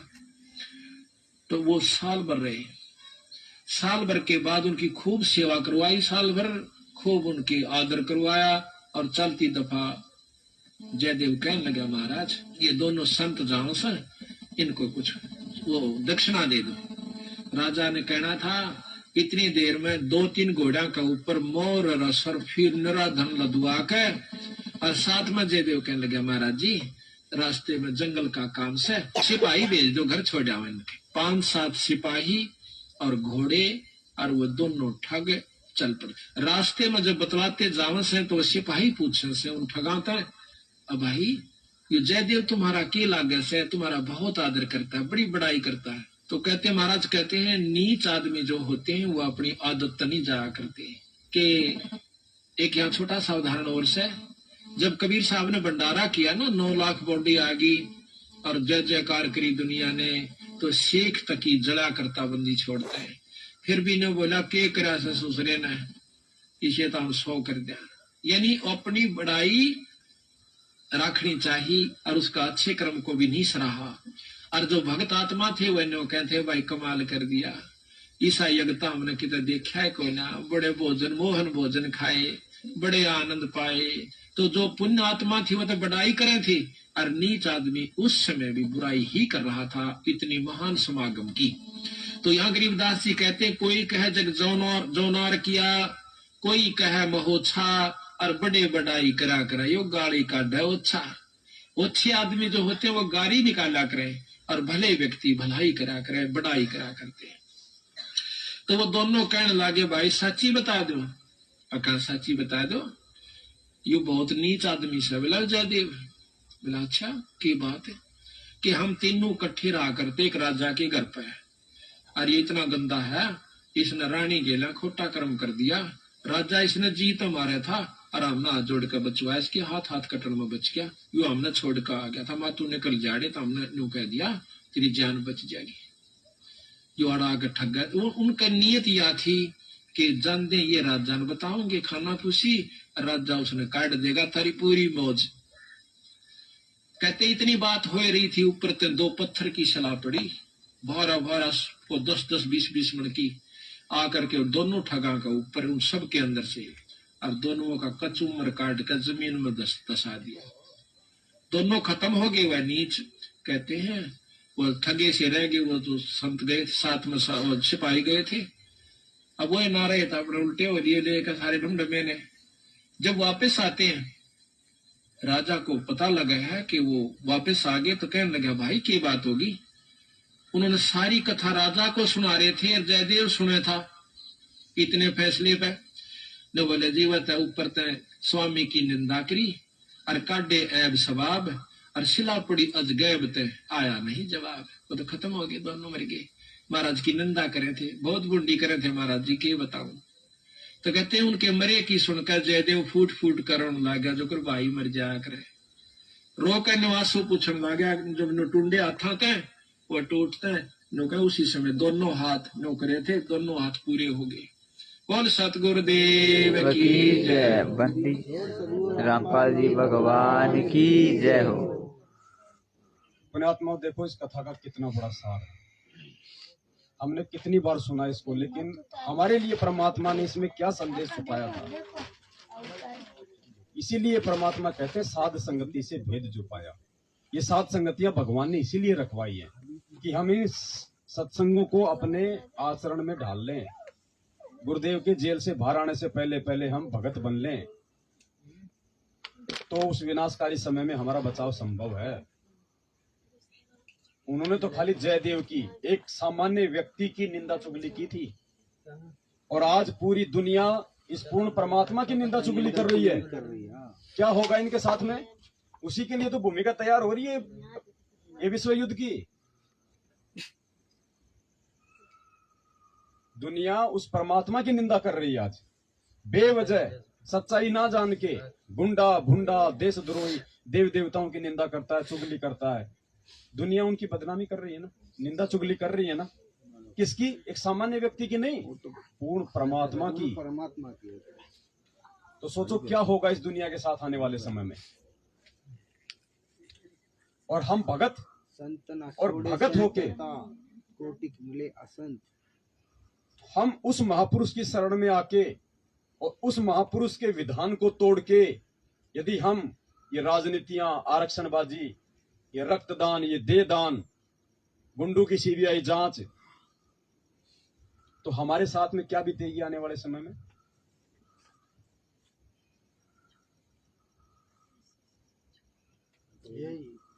आरक्षण के लिए हमने डायरेक्ट गुरुजी की निंदा नहीं की, लेकिन हमने जो कुकर्म किए हैं उसमें आपको शामिल उससे दुनिया गुरुजी की निंदा कर रही है। इन भक्तों के साथ में क्या बीतेगी आने वाले समय में। अरे हम ने भी खुद जी, हम भी गए आरक्षण में, हमको तो मालूम नहीं था, आरक्षण में चले गए थे। देखो सुबह का भूला हुआ शाम को घर आ जाए, वो भूला हुआ नहीं है भगत जी। ये 2022 पूरा साल पड़ा है अभी, तो जो सुधरना चाहे सुधर सकता है, उधर से निकल के आना चाहे वो अभी उसके पास में समय है। ये 2022 के खत्म होने के बाद में समय नहीं देगा परमात्मा। ये पश्चाताप का वर्ष है। ये जैसा बोया फिर वैसा ही काटोगे। तो अभी समय है उन भाइयों के पास में।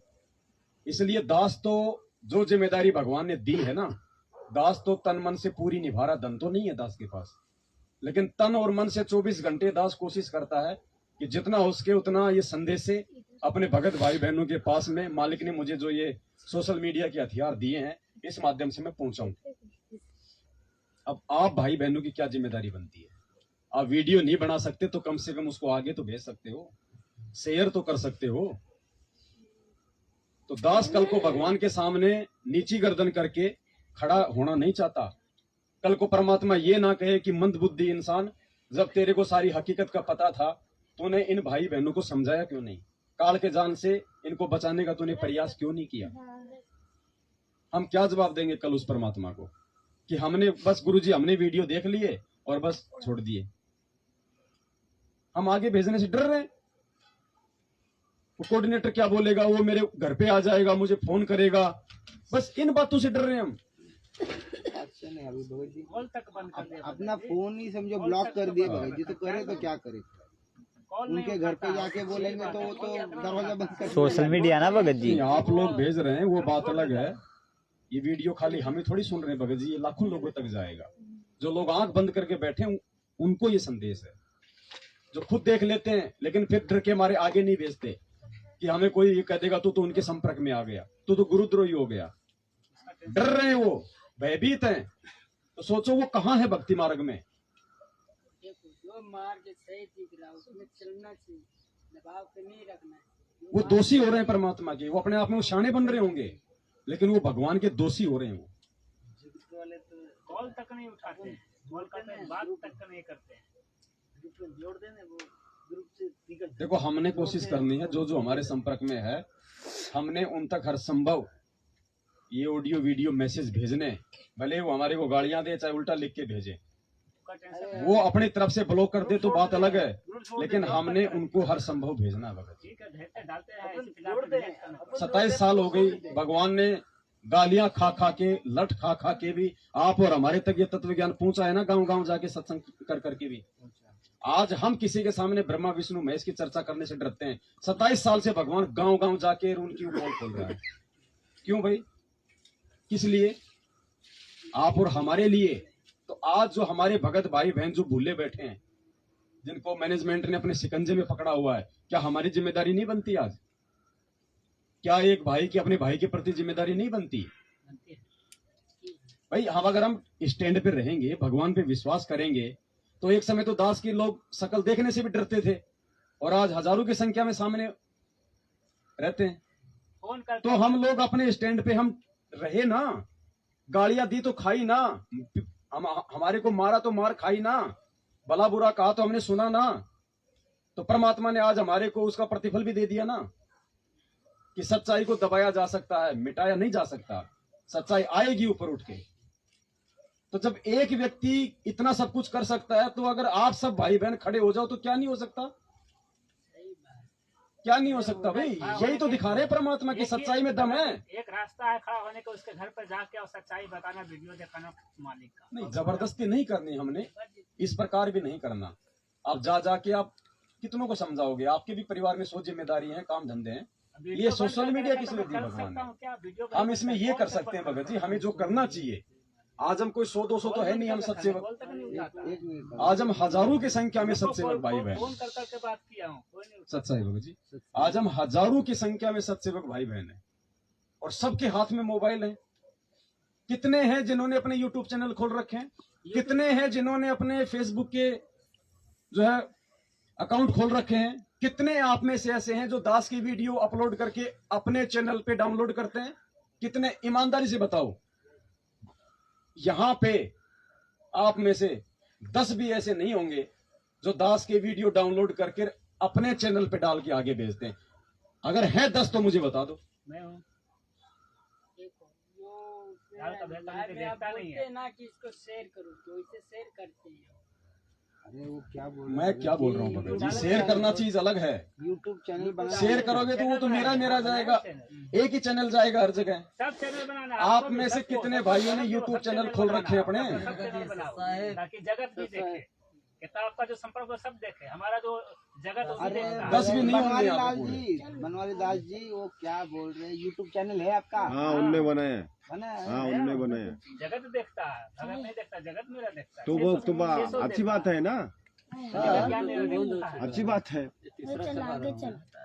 आप बागा जी आप बोले थे ना कि सबको जिम्मेदारी है, तो उसी दिन से मैं जागा। तो मैंने लॉकडाउन में भी चैनल बना के सब बहुत शेयर कर, बहुत मजा ले सब मालिक।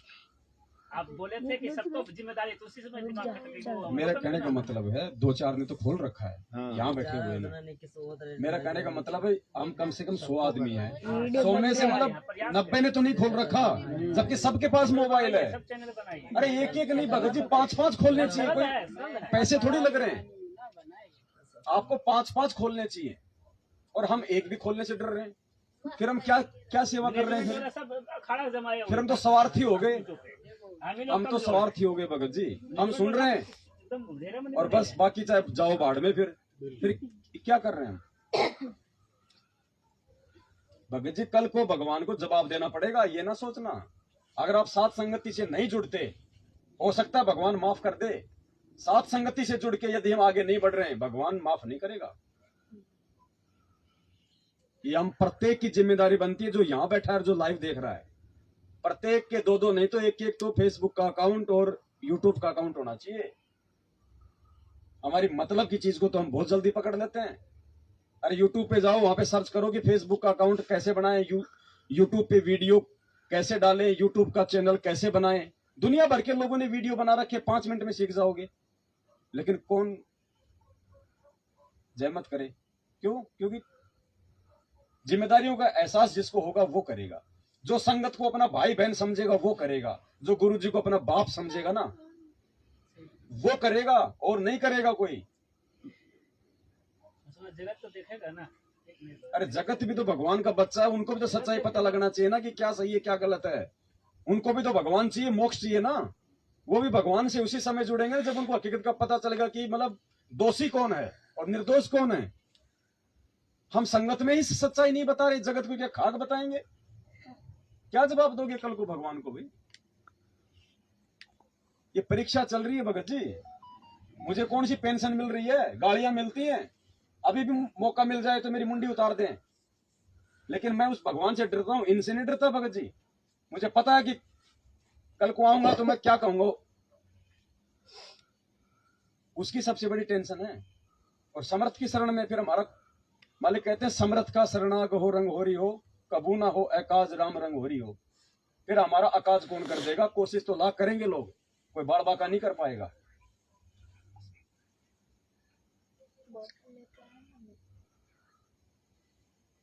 तो जितना संभव हो सके भाई बहनों तक प्यार प्रेम से हम ये संदेश पहुंचाएं।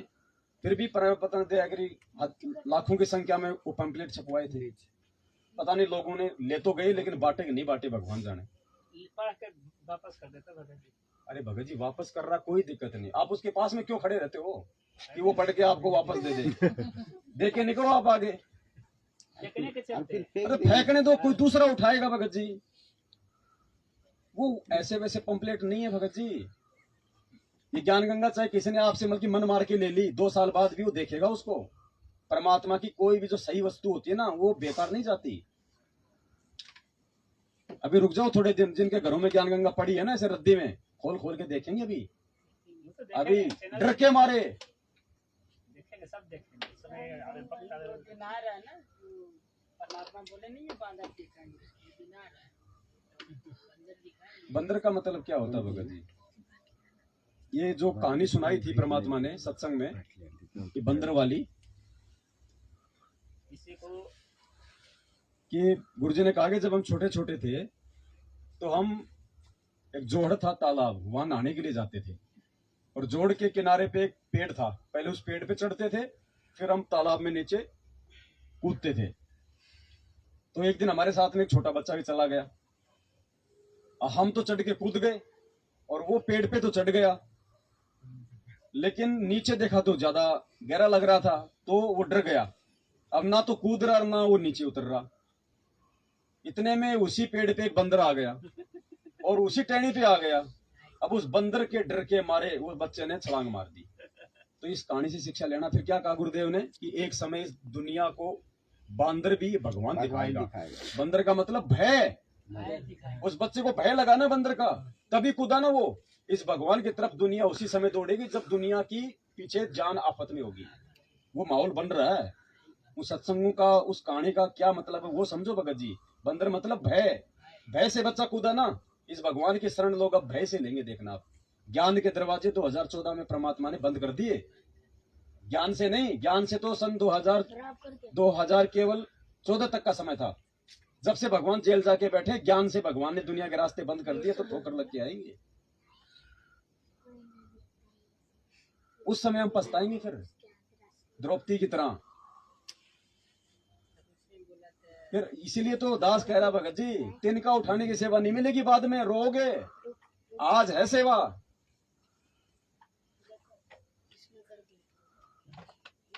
और तुमसे कोई पैसे नहीं ले रहा।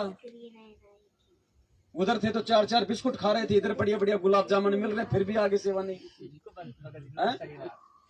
बिस्कुट खा के 10 बजे 12 बजे यहाँ आते हो, आप लोगों को कितना मान सम्मान मिलता है, आप लोगों को कितनी इज्जत मिलती है, कितने प्यार से आपसे बात की जाती है। और उधर जाड़ पीस पीस के सेवा करवाई जाती है, उल्टा बोल बोल के, और वहां झकमरा के करते हैं, फिर भी आगे नहीं बढ़े। 12 घंटे की ड्यूटी करते हैं, अब उसमें देखो कितना वो करते हैं इस काम के लिए। तो थोड़ा सा भगत जी हम विचार करें परमात्मा की दया से। उसके बाद दूसरी कहानी परमात्मा ने हमारे को सुनाई गणिका बहन की, इसी निंदा के ऊपर। 4 कथाएं भगत जी, और आज ये चारों कथा सुनने के बाद देखो, जब तक नहीं पता होता है, जब तक बच्चा नादान होता है किसी भी विषय पे, तब तक माँ बाप उसको माफ कर दे। 6 महीने का बच्चा माता की गोद में पेशाब कर दे तो माता उसको मारती नहीं है, उसको नहलाती है, उसको प्यार करती है। और वही बच्चा 2 साल का होकर अगर माँ की गोद में पेशाब कर देगा, नीचे उतार के 2 थप्पड़ मारती है, क्योंकि वो ज्ञानी हो गया था। उसको पेशाब करने की जगह कहाँ है उसको मालूम पड़ गया था, उसके बावजूद भी उसने माता की गोद में पेशाब किया, उसने बिस्तर में पेशाब किया, इसलिए वो मार खाता है। जब तक हमें नहीं पता है इन सब बातों का, इन कथाओं के निष्कर्ष का, तब तक परमात्मा हमें माफ करेगा, हमें समझाने का प्रयास करेगा।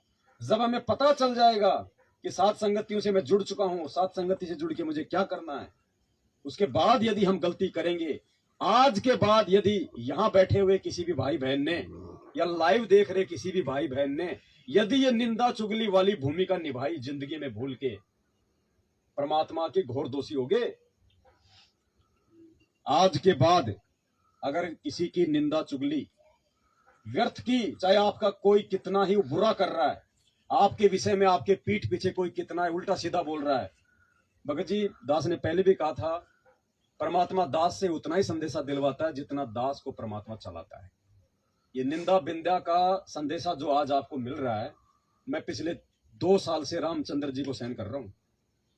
सींग लगा लगा के भेज रहे हैं ना, सिंग लगा के। क्या मेरा कोई प्रत्युत्तर आपने सुना? नहीं। निंदा की भाषा में, चुगली की भाषा में। उल्टा मैंने उसको एक और मौका दिया मालिक के दया से, उसके साथ में बात करके 18 मिनट तक कि भगत जी माफ करो दास को, दास से हो सकता है गलती हो गई, दास ही दोषी है, भगत जी आप सही थे, किसी भी तरह से ये आदमी मुख्य धारा में आ जाए। लेकिन वो नहीं सुधरा ना, अब उसका ऑपरेशन मालिक के हाथ में। कुछ भी हो भगत जी, शशि भूषण जी भी हमारे भाई हैं, रामचंद्र जी भी हमारे भाई हैं। देखो, जिसको भगवान का नाम मिल गया, वो चाहे कितना ही नीच हो, कितना ही दुष्कर्मी हो, कितना ही कुछ हो, आत्मा तो वो परमात्मा की विशेष है, तभी तो भगवान ने एक बार अपने शरण में लिया। बाकी उसके संस्कार कमजोर, जो नहीं टिक पाए, नहीं अपनी आदतों को चेंज कर पाए।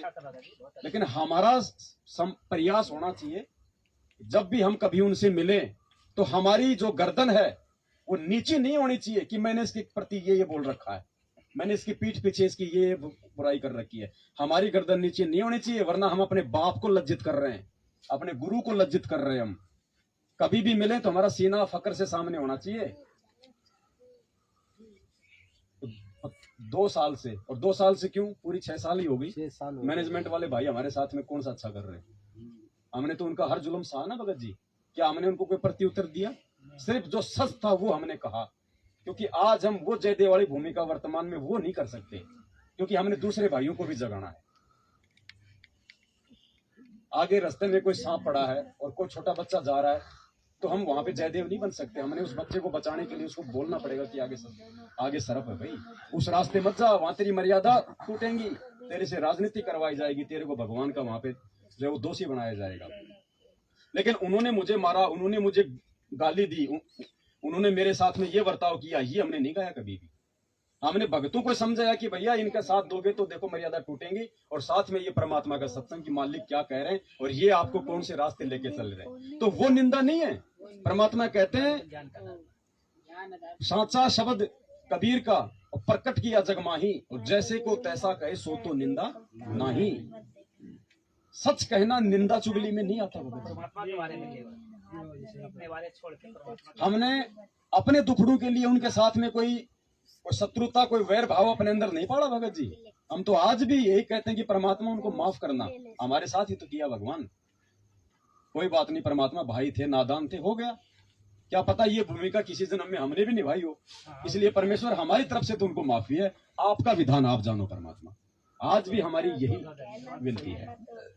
ये तो भगत जी जब मध्य प्रदेश में दास गया था, वहां जब दास की इन्होंने पिटाई करी थी, तो दास तो पिटाई के 1 घंटे बाद में छुप कर रोया था वहां पे, मालिक से माफी मांग रहा था कि परमात्मा इनको माफ करना, इनको मालूम नहीं ये क्या कर रहे हैं आज, और भविष्य में इनको क्या जो है भोगना पड़ेगा। दास रो रहा था वहां पे, उनके लिए परमात्मा से प्रार्थना कर रहा था।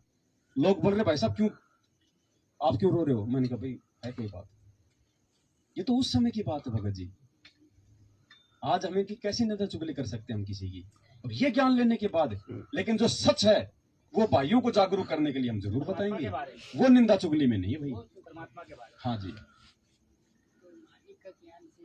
भगत जी, मैं एक रामचंद्र जी का मैं किसी व्यक्ति से देखा था, वार्ता हो रहा था, बात कर रहे थे, ऐसा घनिष्ठता बोल रहे थे इधर से, मैं सोचा कि ये भगत होने का धिक्कार है, कैसा बात कर रहे हैं, और लोग कहते हैं कि ऐसा है, सब गंदा गंदा बात बोल रहे हैं।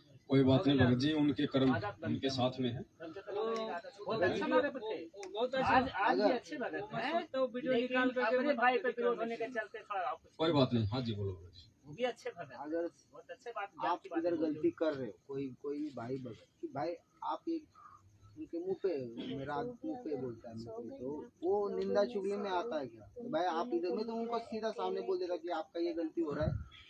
यही सारी बातें परमात्मा अभी आगे वीडियो में करवाएंगे। हमारा ये टॉपिक है सारा। अगर कोई आदमी आपको लगता है कि ये गलत है और इसकी गलती के चलते यदि उसका भी नुकसान हो रहा है और अन्य भी किसी का नुकसान हो रहा है और आप चाहते हो उसको जागरूक करना, तो उसकी गलती आप उसको स्वयं बताओ, उसके सामने बताओ। आप वो निंदा चुगली में नहीं है, वो आप एक परोपकार का काम कर रहे हो। वो नहीं मानता है, आप चुप हो जाओ, वो बात अलग है। लेकिन उसको ना कहने के बजाय हमारी हिम्मत उसके मुंह पे जाके कहने की नहीं है और तीसरे के सामने जाके हम उसकी गलतियां बताते हैं, भले वो गलत है लेकिन फिर भी हम दोषी हैं। अगर हम उसको कहने की हिम्मत नहीं रखते कोई भी बात, आप और हम दो भगत हैं और हम किसी तीसरे की बात कर रहे हैं, भले उसकी गलती है या नहीं है। अगर आप डायरेक्ट उस भगत को कहने की हिम्मत नहीं रखते हो तो आपको कोई अधिकार नहीं कि उसकी बात आप किसी तीसरे आदमी से करो। आप दोषी हो भगवान के। कहना है तो उसके सामने कहो, उसके सामने कहने की औकात नहीं है, डरते हो, शर्म आती है, तो तीसरे के सामने उसकी चर्चा करके निंदा के पात्र मत बनो, भगवान की नजरों में दोषी मत बनो। मालिक की चर्चा करो, सत्संग की चर्चा करो, भगवान की चर्चा करो, अच्छे की चर्चा करो। कोई दूसरा भगत भाई भी अगर हमारे पास में बैठ के और यदि कोई ऐसी वैसी बात करता है किसी तीसरे भगत के बारे में, और यदि आप उसको मना ना करके यदि आप उसकी बात सुनते हो तो भी भगवान के दोषी हो। आप सीधा बोलो भाई साहब, कोई मालिक की चर्चा हो तो हम करें, भगत जी फालतू की बातों के लिए हमारे पास समय नहीं है, चाहे कोई कितना घनिष्ठ क्यों ना हो आपका। ये दास भी अगर कभी अगर गलती से इस प्रकार की कोई बात अगर कर दे तो आपकी जिम्मेदारी बनती है दास को प्यार से टोकना कि भगत जी ये चर्चा हमारा ये विषय नहीं है, हमारा चर्चा मालिक की चर्चा है। क्या कहा गुरुदेव ने? कबीर कथा करो करतार की, सुनो कथा करतार, कहे कबीर सुनिए नहीं, आन कथा सुनिए नहीं। ये सब निंदा चुगली एक दूसरे की, ये सब आन कथा में आती है। क्या कहा? चर्चा करे तो भगवान की करे, नहीं तो चर्चा ही मत करो, वरना तुम दोषी ही बनोगे फिर निंदा चुगली करके। निंदा तो ऐसी लगे जैसे दही बड़े, फिर हम भगवान के दोषी हो जाएंगे। आज यही तो हमारा टॉपिक है भगत जी, हमने आत्मिक उत्थान की ओर आगे बढ़ना। अब हम वो गलतियां ना करें जिन गलतियों के चलते काल हमारे को फांस लेता है हर बार। ये कलयुग हर बार आता है हमारे जीवन में। ये पहला समय नहीं है जो हम इस कलयुग की पिछली पीढ़ी में इस भगवान के शरण में। ऐसे ऐसे कलयुग हमने बहुत निकाल दिए और हर कलयुग में हमारे को इतना ही ज्ञान होता है क्योंकि शिक्षा होती है। परमात्मा हमारे को अक्सर ज्ञान से युक्त करते हैं, हमारे को ये अनमोल ज्ञान देते हैं। हम इतने ही ज्ञानी होते हैं फिर भी हम कहीं ना कहीं मार खा जाते हैं, और ऐसे कलयुग हमने पता नहीं कितने निकाल दिए। हर कलयुग में भगवान वही बात है। तो भाई इसलिए परमात्मा कहते हैं समझा है तो सिर दरपार बहुर नहीं रे। इसलिए आज हमने अभी तो एक बात बताओ, हम ये पांचों जो गहने हैं, शील, संतोष, विवेक, दया, अक्षमा, इसके अलावा 16 गहने और हैं, है ना? परोपकार, पता नहीं क्या क्या नाम बताए परमात्मा ने, सहनशीलता बहुत हैं, मृदुभाषी, है ना, दयावान, बहुत सारे। 5 तो मुख्य गहने, जैसे माता बहनें पहनती हैं मैन 5, या पहन लिया, हाथों में पहन लिया। और कुछ गहने ऐसे हैं जो मतलब कि हमारे को दिखाई नहीं देते, वो मतलब अंदरूनी को पहने जाते हैं। तो मैन तो 5 गहने हमारे, शील, संतोष, विवेक, दया, अक्षमा। अब इन पांचों गहनों को तो हम उस समय पहनेंगे, पहले तो हमारे से वो सांसारिक जो गहने हैं वो ही नहीं उतर रहे, जो भक्ति मार्ग में बाधक है। ये सोना चांदी डायमंड फलाना दिखना, ये नकली अंगूठी चीटी पता नहीं आर्टिफिशियल, हमारे से वो नकली गहने नहीं उतर रहे। इनको तो धारण हम कौन से दिन करेंगे? ये सोचो, उन पांचों गहनों को तो भक्ति वालों को तो धारण करने के लायक उस समय होंगे जब ये नकली सोना चांदी ये गहरे हम उतारेंगे अपने शरीर से। अभी तक तो वो ही नहीं उतर रहा, वो बोझ ही नहीं उतर रहा। जबकि भगवान ने सीधा सीधा कह दिया कि सोने में तो काल का प्रवेश है, इसको पहनना तो दूर, इसको तो अपने घर में भी नहीं रखना चाहिए। और हम अपने नाक कान में उसको भगत होके सजा के घूम रहे हैं। क्या कर रहे हैं हम? वो पांचों गहने तो कोसों दूर है। अभी हम कहाँ खड़े भक्ति मार्ग में? नियम वो ही नहीं है जो आपको पर्चों पे लिख के दे दिए। क्या कहा परमात्मा ने? कुछ नियम जब आप ये सत्संग सुनोगे तो समझ में आएंगे, कुछ नियम आपको कॉमन सेंस से भी समझ में आने लगेंगे। तो कॉमन सेंस तो कई भाड़ में, सत्संग पे विचार करने वाली बात कोसों दूर। अभी तो परमात्मा ने सीधे सीधे जो उन कागजों पे लिख के दे रखे, हम उन पे नहीं चल रहे। हम कहाँ खड़े भक्ति मार्ग में? और समय हमारे पास में बिल्कुल थोड़ा। गुरु जी के रहते सहते पार हो गए तो हो गए, नहीं तो नहीं हमारे पास में समय। तो सोचो हमने कितनी तेज गति से आगे बढ़ना है भक्ति मार्ग पे। भगत जी हर चीज पे हमने, चायराम है क्या? पहले चायराम ले लो। क्या हुआ बहन जी? दो दो सबको दो फटाफट। फिर अभी तो जलराम दे रहे हो, चायराम। चलो 5 मिनट का ये ब्रेक है, थोड़ा बातचीत कर लो आपस में, थोड़ा अंगड़ाई ले लो। चायराम भी पीते रहो, लाइव को चालू रखो भगत जी। लेकिन बातें मुख से वही निकलनी चाहिए जो वातावरण में सही प्रभाव छोड़े, है ना? देखो भगत जी, गौतम क्या बताया परमात्मा ने? हम जो भी शब्द अपने मुख से निकालेंगे ना, वो शब्द कहाँ जाता है? ब्रह्मांड में। और यदि हम कोई अच्छा शब्द निकालेंगे तो उसका अच्छा प्रभाव होगा, कम करो इसमें। गलत शब्द निकालेंगे तो गलत प्रभाव होगा, कम करो उसमें। अब एक हम क्या करते, हाँ हाँ हाँ हाँ, अब इसका क्या प्रभाव होगा? वो सबके सिर में वो दर्द रखेगा, हाँ हाँ, मैंने घूमता घूमता जाएगा, वो सबके दिमाग में वो दर्द पैदा करेगा। आज हम कई बार कह देते सिर भारी भारी हो रहा है। क्यों हो रहा है? ये दुनिया भर की फैक्ट्रियों की आवाज, ये गाड़ी घोड़ों की आवाज, लड़ाई झगड़ों की आवाज, क्या है वो शब्द? वो भारी भारी तो करेंगे हमारे को, क्योंकि शब्द घूमते रहते हैं, वो टकराते रहते हैं हमारे से। तो जैसा शब्द होगा वैसा ही तो हमारा जो मानसिकता होगी ना। इसलिए परमात्मा ने जो सुबह की आरती का जो टाइम है ना, वो परमात्मा ने संध्या काल बताया। संध्या काल यानी 2 समय का मिलन, रात्रि का जाना, सुबह का आना, यानी सूर्य उदय होने से पहले का टाइम बताया ना। क्यों बताया? उस समय तक वातावरण शांत रहता है। दुनिया का शोर शराबा, ऑफिस में जाना, गाड़ी घोड़े, इतनी नहीं चलती, वातावरण शांत रहता है। उस समय यदि तुम परमेश्वर की आरती करोगे तो तुम्हारा भी आरती में मन लगेगा, और तुम्हारे जो शब्द हैं वो दुनिया वालों के कुशब्दों से पहले ब्रह्मांड में जाएंगे। तो अच्छा, और आप भगत जी, आप जो 9 बजे आरती शुरू करो, जब धूप निकल जाए, हाँ हो शुरू हो जाए, पहली बात तो आपका आरती करने में मन नहीं करेगा, और मन करेगा तो आप फटाफट ठोकोगे उसको कि फटाफट मेरा पीछा छूटे। फिर आरती क्या कर रहे हैं? वो 12 बजे तक का टाइम तो भगवान ने उन नालायकों के लिए दिया है जो सुबह आरती नहीं कर सकते, जो अभी इस भक्ति और भगवान को इतना महत्व नहीं दे रहे। वो तो उनके लिए कि कम से कम 12 बजे तक तो कर लेंगे, विधान तो नहीं टूटेगा भगवान का। हमारे डेली 5 बजे भक्तों के लिए तो परमात्मा ने जो समय निर्धारित कर दिया, संध्या, शांति रखो भगत जी। तीनों समय का क्या बताया? संध्या, दोपहर की आरती 12 से 2 के बजे के बीच, शाम की आरती सूर्य अस्त के बाद, और सुबह की आरती जो समय बताया परमात्मा ने, संध्या, सूर्य उदय होने से पहले। बहुत अच्छा लगता है। तो बताओ भगत जी, अभी नहीं हो पा रहा है, अलग बात है। आपको टाइम का नहीं पता चलेगा सुबह सुबह अगर हम, ठीक है, शुरू में जिसकी हैबिट नहीं है तो हैबिट तो डालनी पड़ेगी ना भाई। फिर कौन से दिन डालेंगे बताओ? बूढ़े हो जाएंगे तब डलेगी। मालिक कहते हैं रण, भक्ति और दान, ये तीनों काम जवान। जवान व्यक्ति जो भक्ति कर लेगा, जो दान धर्म कर लेगा, जो संघर्ष कर लेगा, बूढ़ा नहीं कर सकता। बाद में तो फिर कभी जाड़ पड़वाओगे, कभी घुटनों में दर्द, कभी कान में दर्द, कभी पेट में दर्द, कभी बदन, कभी खांसी, कभी जुकाम, फिर भक्ति नहीं होगी। परमात्मा कहते हैं इस युवा अवस्था में अगर तुम इस भक्ति मार्ग की स्पीड खींच दोगे तो खींच दोगे, आगे भक्ति नहीं होगी। थोड़ा ध्यान रखना भाई, उधर वो आईपैड भी है, कहीं मार दो टक्कर, कहीं बुड्ढे की देह तोड़ दो।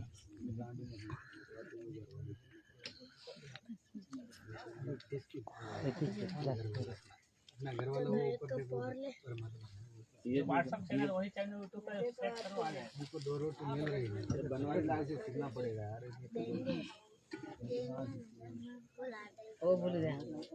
मालिक का कोई शब्द गाते, लेकिन अब क्या करें भाई साहब के पड़ोसी आड़ोसी मालिक का थोड़ा पीछे से आओ। अब परमात्मा की प्रेरणा से ऐसा मालिक ने शब्द भी लिखे हैं। जितने भी परमात्मा के जो ये शब्द है ना, इन सभी शब्दों को हम लिख के उसको टाइप करवा के और एक पुस्तक बनवाएंगे और हर साथ संगति में सबको बांटा जाएगा, ताकि जो भी शब्द हम पढ़े तो सारे भाइयों के हाथ में वो शब्द हो और सब एक सुर में एक ताल में परमात्मा के शब्द बीच बीच में हर आधे घंटे बाद शब्द तो हमने गाने भगत जी, भगवान थोड़ी गाएगा। भगवान ने तो गा के दे दिया, हमारे को दिखा दिया कि नालायक को देखो, मैं तो अपने गुरु के लिए गा रहा हूँ। थोड़ा अब तुम अभी दिख रहा हूँ। भगवान कब तक गाता रहेगा? 27 साल से भगवान ने आरती करी, हमने नहीं करी। या तो मोबाइल ने आरती करी या फिर गुरुजी ने आरती करी, हमने तो खाली सुनी है। अरे अब आरती करेंगे तब कुछ पाएंगे। नहीं वो आप बात बोलते ना, वो पहला बार जो नाम दीक्षा लेता है वो बरोबर पुस्तक से करता है। ये बात तो सही है। तो पहले तो मोबाइल नहीं था, और फिर ये लोग को देखो तारू, ये तो अच्छा बात है भाई। ये तो चाय भी पी रहे हैं, रमणी भी कर रहे हैं, मैं क्यों पागल बन रहा हूँ? मैं पागल बन रहा हूँ। अभी बोलते अरे वो तो एक मन तो काज हो रहे हैं। नहीं वो तो जूने भगत है, अपने से सीनियर है, वो तो उनको ज्यादा मालूम है। अरे भाई ऐसा ही करने का थोड़ा इधर हो। सही बात है सर। ये जो अनुभव है ना, ये आप बताओ अपना वास्तव में। सरवर भगत के पास जाते थे तो वहाँ मालिक का संध्या आरती लगा रहता था, चर्चा होता था। सुनो भगत जी का बात सुनो पूरा एक बार अच्छे से। भगत जब पहले जो भगत लोग नाम दीक्षा लेते, सच्चा है भगत जी, सारी की सेवा करने के लिए बोलने क्या यहाँ से रास्ता करेंगे आने का। हाँ, कोई भी भाई, मैं किसी को नहीं कह रहा कहीं कोई अपने ऊपर ले ले। जो मेरा अनुभव बता रहा हूँ कि भाई, भगत जी मेरा अनुभव बता रहा हूँ कि जब मेरे को पहला नाम दीक्षा मैंने ले लिया तो पुस्तक दिया था, माला दिए थे। माला तो नहीं मिली थी मेरे को, वो कार्ड मिला था मंत्र। तो मैं वो तो उसको इतना ये करता था कि भाई ये पुस्तक नहीं, ये तो बहुत बड़ा कोई अपने को क्या बोलते वो ग्रंथ मिल गया। तीनों टाइम का आरती बराबर टाइम पे, भले सुबह वो लोग ने बताया था कि रात के 12 बजे, सुबह 12, तो 8 बजे 9 बजे वो भी कैसे भी करता ही था, और वो पुस्तक से ही करता था। और शुरू में तो हम, हाँ शुरू में तो हम लोग मतलब टाइम का भी ध्यान रखते थे। हाँ, सुबह उठते सबसे पहले हाँ, ये सबसे पहले ये करने का, बाकी सबका मंत्र करने, नहा धो के पहला नहीं, वो पहले से भाई नहा धो के आरती करना है, मंत्र करना है, फिर बाकी का काम करना है। और उस टाइम में मेरे पास माला बिला नहीं थी, वो मंत्र वो पत्थर से करता था। 11 पत्थर ये रख लेता था, एक मंत्र हो गया, 22 पत्थर ऐसा, फिर 10 ये हो गया, एक इधर का ये हो गया, 108 वैसा कर लेता था। वो अच्छी तरह से भक्ति हो रहा था। और जैसे मैंने ये लोग के साथ में जाना उठना बैठना हो गया, मैं देखने लगा भाई ये कैसा, ये वीडियो मोबाइल पे लगा रहे हैं, कोई खाना बना रहा है, कोई जा रहा है क्या चाय पी रहा है। अरे बोला ये तो अपन बातचीत कर रहा है। हाँ, कोई बातचीत भी कर रहे हैं। अरे बोले ये कैसी है, ये तो यानी ये तो अपने सीनियर है, इनको ज्यादा मालूम है, आप नहीं एड़े। और ये सही कर रहे हैं। हाँ, ये सही कर रहे हैं, हम गलत कर रहे हैं, हम गलत कर रहे हैं, तभी लाभ नहीं हो रहे कुछ, तभी हम कोऑर्डिनेटर नहीं बन रहे, तभी हमारे को सारनाम नहीं मिल रहा। कोऑर्डिनेटर का बात नहीं, लेकिन नहीं अपन परमात्मा बोलते हैं ना कि भाई ये जो भक्ति है, विधि है ना, ये आपको चलते फिरते करना है। तो हाँ, तो क्या चलते फिरते करना है वो अपने को समझ में है नहीं, तो अपन ये भक्ति का पूरा ही विधि चलते फिरते करना ऐसे ले लेते हैं। पॉकेट में मोबाइल पाकिट में मोबाइल चालू है। आसान तरीका मिल गया ना। अरे बहुत सरल तरीका, बहुत सरल। अरे देखो, अपन लोगों को भी बोलते थे अरे इतना भक्ति करना क्या, मोबाइल पे चालू करके हो गया तुम्हारी भक्ति क्या।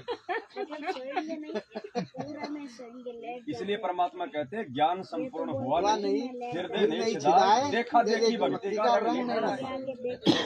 टेरा है।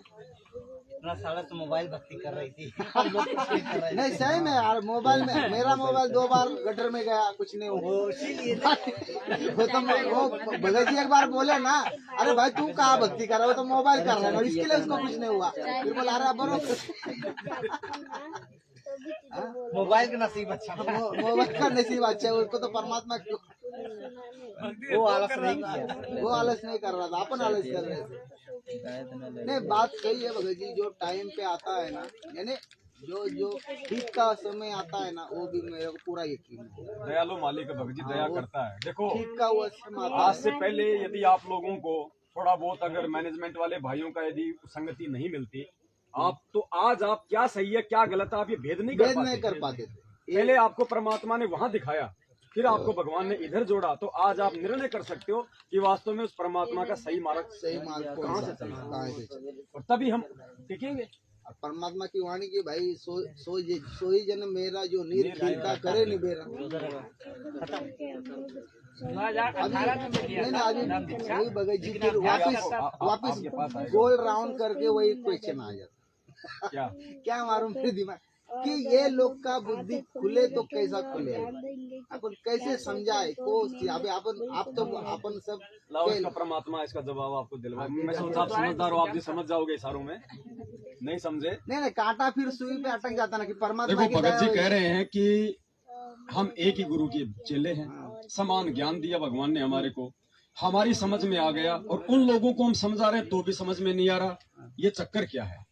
तो चक्कर भगत जी परमात्मा ने सबसे बड़ा बताया हमारे पिछले जन्म के भक्ति संसारों का। परमात्मा कहते हैं पिछले ही जन्म से होते हैं पूर्ण हंस मुराद। हमारी पिछले जन्मों की भक्ति कहाँ तक की है। 2 मिनट बाद जैसे आपके 2 बच्चे हैं, एक बच्चा आपका 5 साल का है, एक बच्चा आपका 20 साल का है। दोनों बच्चों को आप डॉक्टर बनाना चाहते हैं। एक बच्चे को आपने MBBS में दाखिला दिला दिया, वो डॉक्टर की पढ़ाई कर रहा है। 5 साल वाला बच्चा अभी आपका जो है वो LKG में पढ़ रहा है। दोनों को डॉक्टर बनना है। अब जो बच्चा जो डॉक्टरी की जो पढ़ाई कर रहा है फाइनल, वो ये सोचे कि यार उसको भी डॉक्टर बनना है? वो फाइनल में क्यों नहीं आ रहा? आज मैं डॉक्टर बनने जा रहा हूँ, वो अभी LKG में बनना, उसको भी डॉक्टर है, वो डॉक्टर बनने की तरफ क्यों नहीं बढ़ रहा? मेरे साथ क्यों नहीं आ रहा? क्या वो 5 साल का बच्चा वो MBBS वाला ज्ञान वो ग्रहण करने के लायक है? क्या उस बच्चे में इतनी बुद्धि है? पढ़ना उसको भी डॉक्टरी है, जाना उनको भी सतलोक है। हम भी सतलोक जाने के लिए MBBS रूपी साथ संगति में एडमिशन हो गया। हम सोच रहे हैं कि वो भी आ जाएं, लेकिन वो जबरदस्ती उड़ के नहीं आएंगे, क्योंकि उनके संस्कार इतने मजबूत नहीं है। उनके अंदर ये विवेक, ये बुद्धि, ये नीर खीर का निबेरा करने की क्षमता नहीं है। उनको अभी सीढ़ियां चढ़ना बाकी हैं। हो सकता है इनको कई जन्म और लेने पड़ जाए। जो भूमिका आज वो निभा रहे हैं, पिछले जन्म में हम कई बार निभा चुके हैं। हमसे पहले वाली आत्माएं भी ये सोचा करती थी कि यार इनकी बुद्धि में ये बात क्यों नहीं बस रही। जो भूमिका आज गुरु जी का भाई निभा रहा, हो सकता है किसी जन्म में हमने भी निभाई है भगोड़े की, गुरु जी के साथ में वो दगा करने की हमने भी निभाई है, क्योंकि ये हमारा एक पहला जन्म थोड़ी है। जन्म तो है ही नहीं, ये बात 4 युग में थे। इसलिए हमको उनके ऊपर रहम आना चाहिए, उन पे दया आनी चाहिए। उनके साथ हमने राग द्वेष ईर्ष्या नहीं, बल्कि उनके हित के लिए हमारा प्रयास उनको समझाने का होना चाहिए। और कोई नहीं समझ पा रहा तो उसके संस्कार कमजोर हैं। परमात्मा ने क्या बताया कि एक व्यक्ति जो IAS ऑफिसर है, जिला कलेक्टर है, और एक व्यक्ति 90 साल का बूढ़ा अनपढ़ है, और 90 साल वाला तो गुरुजी से नाम लेकर दृढ़ता से भक्ति कर रहा है, और IAS ऑफिसर गुरुजी का मजाक उड़ाता है कि वो जेई अरे हरियाणा में नौकरी करता था यार, हमारे गांव के पास उसका गांव है, तो उसको भगवान कह रहा है तेरी बुद्धि भ्रष्ट हो गई। क्यों? वो पढ़ा लिखा होने के बावजूद भी उसके संस्कार मजबूत नहीं है। शिक्षा से या पढ़ाई से ये चीजें समझ में नहीं आती। परमात्मा कहते हैं यहाँ का PhD समझना बहुत आसान है, परमात्मा का ज्ञान समझना महाभारत है। ये तो उसी आत्मा को समझ में आएंगे जिसके पिछले जन्म जन्मांतरों के भक्ति संस्कार मजबूत होंगे। फिर वही बात हो गई ना, फिर क्या उनको समझाएंगे? हमने अपना विधान पूरा करना भगत जी, धर्म बनता भगत, धर्म हमने विधान पूरा करना है। धर्म बनता है। क्या गुरुजी को नहीं पता कि जितने लोग मेरे भगत बन गए इनमें से अंत में कितने पार होंगे? क्या 650 साल पहले उस परमात्मा को नहीं पता था कि इन 64 लाख में से कितने जाएंगे सतलोक? फिर भी भगवान सबको ज्ञान दे रहा था ना। सबको बार बार यही कह रहा था ना कि बच्चों भक्ति करो, सब सतलोक जाएंगे, जबकि उनको पता था ना कि सतलोक नहीं जाएंगे। तो भले ही हमें पता चल रहा है इन बातों का, उनके संस्कार कमजोर हैं, अभी वो सच्चाई समझने के लायक नहीं है, लेकिन हमने तो अपना प्रयास करके, हमने तो अपने गुरुदेव के पच्चनों पे चलते हुए हमने अपना उस शिष्य धर्म निभाना है। भगत कल जी को गुरुजी ये ना कह दे, बैटरी चार्जर लगा दो। कल को गुरुजी ये ना कह दे कि नालायक तुझे पता था तो तूने उनको क्यों नहीं आगाह किया। बस इसको सीधा करना। हमारे को ये टेंशन नहीं होनी चाहिए कि वो क्यों नहीं समझ रहे, वो उनके अपने संस्कार है भाई। मालिक जाने एक बाप के 4 लड़के हैं, एक तो बन गया पढ़ लिख के जिला कलेक्टर, 3 खेत में हड़ चला रहे हैं। अब उनके संस्कार भाई, चार्जर लेके आओ। उनके संस्कार, बाप ने उसको कलेक्टर नहीं बनाया। वो बाप गांव में ताली पीटता ना, मैंने मेरे छोरे को कलेक्टर बना दिया, 3 लड़के जोत रहे हैं, उनको बना देता। अगर तूने बनाया तो उनको उनके संस्कारों ने बनाया। तो इसी प्रकार इस भक्ति मार्ग में भगत जी